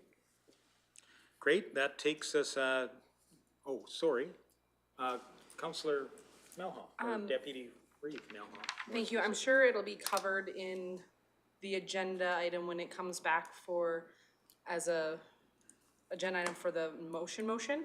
I just am curious, just for my own education, it's my understanding that they are not public until the decision has been made on those items, and therefore the agendas themselves would not be made public, because until the decision is made on them, they are not for the public, with the exception of the circulated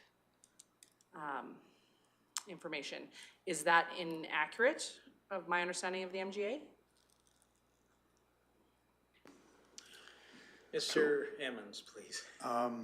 At the risk of speaking off the cuff, my understanding is the Municipal Planning Committee is a committee of council. It is not an open meeting. I don't offhand see an issue with the agenda cover. The actual agenda I can see being a bit more of an issue. It's not a public meeting. It's not an open meeting. I would have to dive into the actual bylaws, and that would be part of the agenda coming back. Perfect, thank you. You're welcome.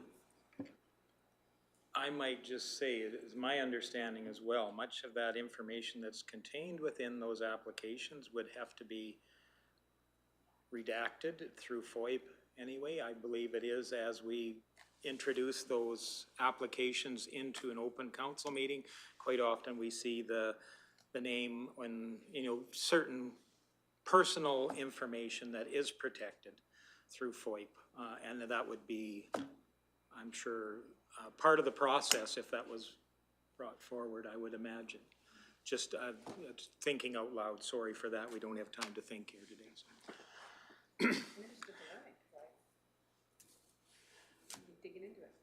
Yeah, so I look forward to that at some point in time. That brings us to item 11 as well. So that is a closed session. I believe we have an ongoing motion to allow for electronic representation. That does not have to be duplicated again, I don't believe. So I would be looking for a motion, therefore, to go into closed session. Councillor Swanson, discussion? Seeing none, all those in favor? And that's carried. Thank you very much.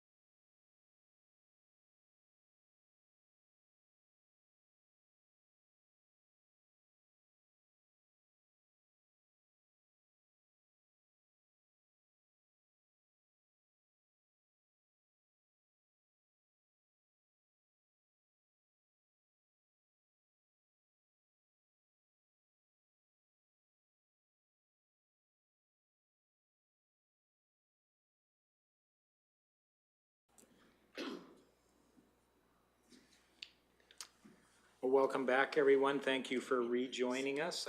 We have a number of resolutions coming out of closed session. I shall start by introducing those. First resolution. Whereas a complaint under the Code of Conduct Bylaw number 1034/17 of Clearwater County was filed against Councillor Neil Ratcliffe, and council appointed a third-party investigator to investigate and report to council. Now therefore, the Council of Clearwater County hereby makes the following findings and directions. Number one, relating to allegations 1 and 2, which have been combined for efficiency. Council adopts the investigator's recommendation and finds that Councillor Neil Ratcliffe breached the codes 23, 25, and 26 by making unfair, disrespectful, disparaging, unwelcome statements which amounted to harassment, all against the former Chief Administrative Officer at the January 11th, 2022 Council meeting relating to Agenda Items 6.2 and 6.3. Council adopts the investigator's recommendation respecting the following finding, namely that Councillor Neil Ratcliffe's conduct towards the county's former CAO at the January 11th, 2022 Council meeting was contrary to the requirements of the Code, namely not to harass or disrespect county employees. This was more egregious because it was done in a public setting. This conduct amounted to harassment of the former CAO, and the investigator finds that Councillor Ratcliffe violated sections 23, 25, and 26 of the Code. This allegation is substantiated. Number two, the county as an employer is obliged to ensure the health, safety, and welfare of workers, including that none of the employer's workers are subject to harassment or violence at the worksite. And that cites 1A and D of the Occupational Health and Safety Act of 2020. And 3, relating to allegation 3, that council adopts the investigator's recommendation and finds that Councillor Neil Ratcliffe breached the code, section 6, given he revealed confidential in-camera information at the January 11th, 2022 council meeting relating to labor and employment matters. Council adopts the investigator's recommendation respecting the following finding, namely that Councillor Neil Ratcliffe's statement was, quote, 69, contrary to the confidentiality requirements of section 6 of the code. This allegation is substantiated. And 70, the investigator accepts that this was inadvertent, not done for malicious reasons, was a relatively minor breach, and the respondent has acknowledged his mistake. In these circumstances, the investigator would not recommend sanction of the respondent, bearing in mind that the imposing a sanction is at the sole discretion of council. However, the investigator recommends that this violation of the code remain part of the respondent's record, such that should the respondent violate the code again in the future, particularly with respect to confidential information, this prior violation be considered when determining future possible sanction.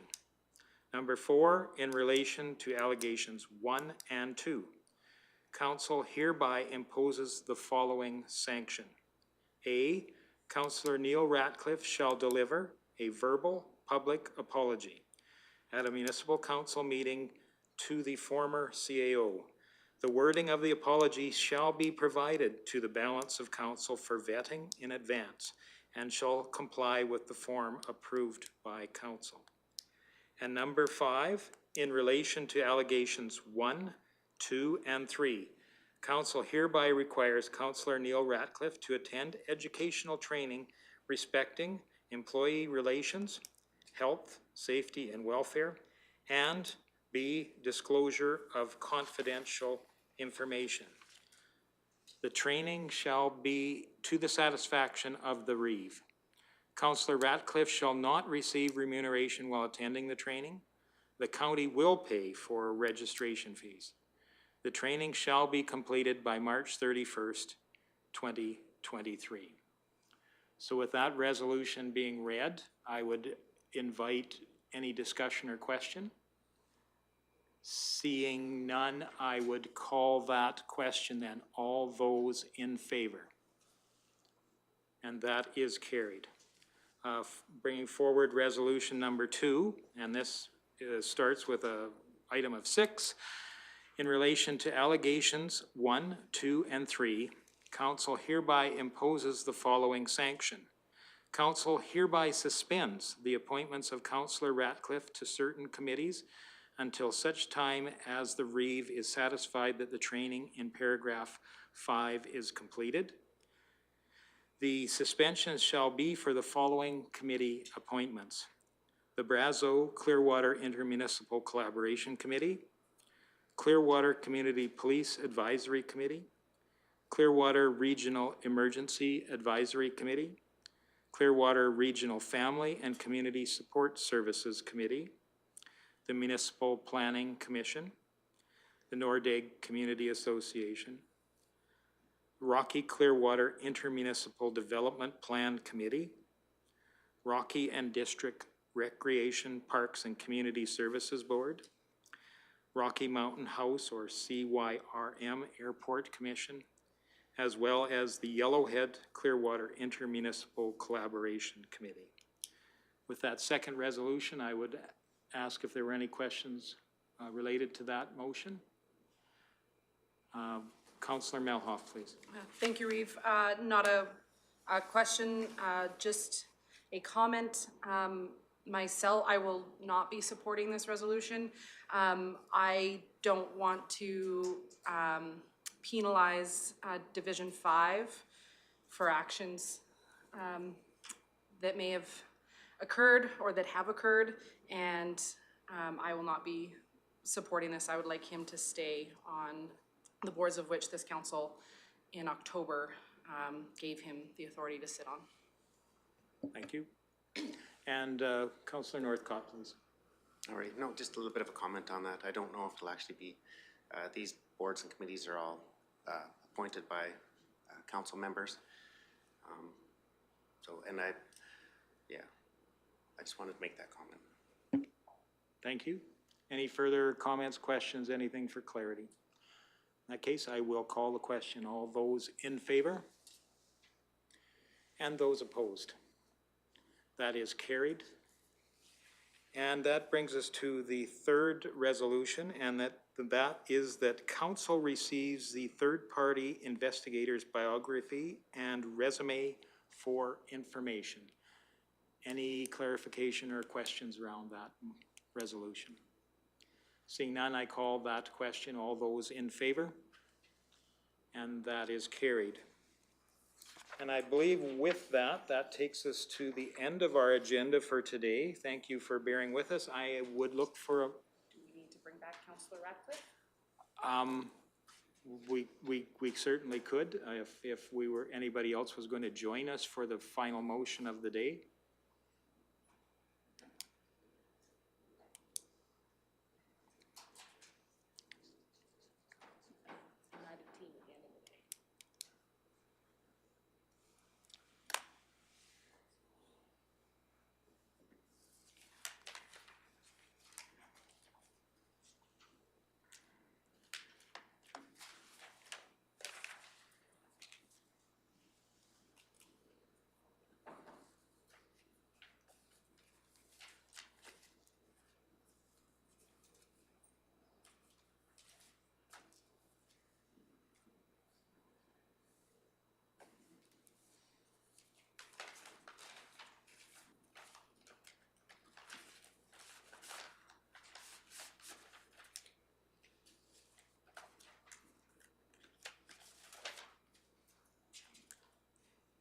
My singing voice is gone. I'm sorry, folks.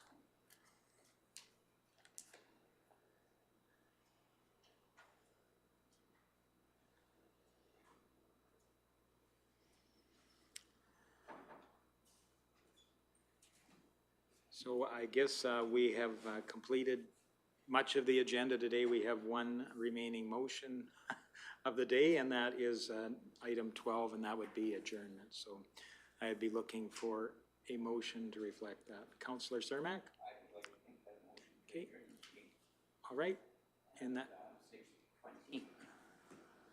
Okay, I will call that. All those in favor? Thank you very much.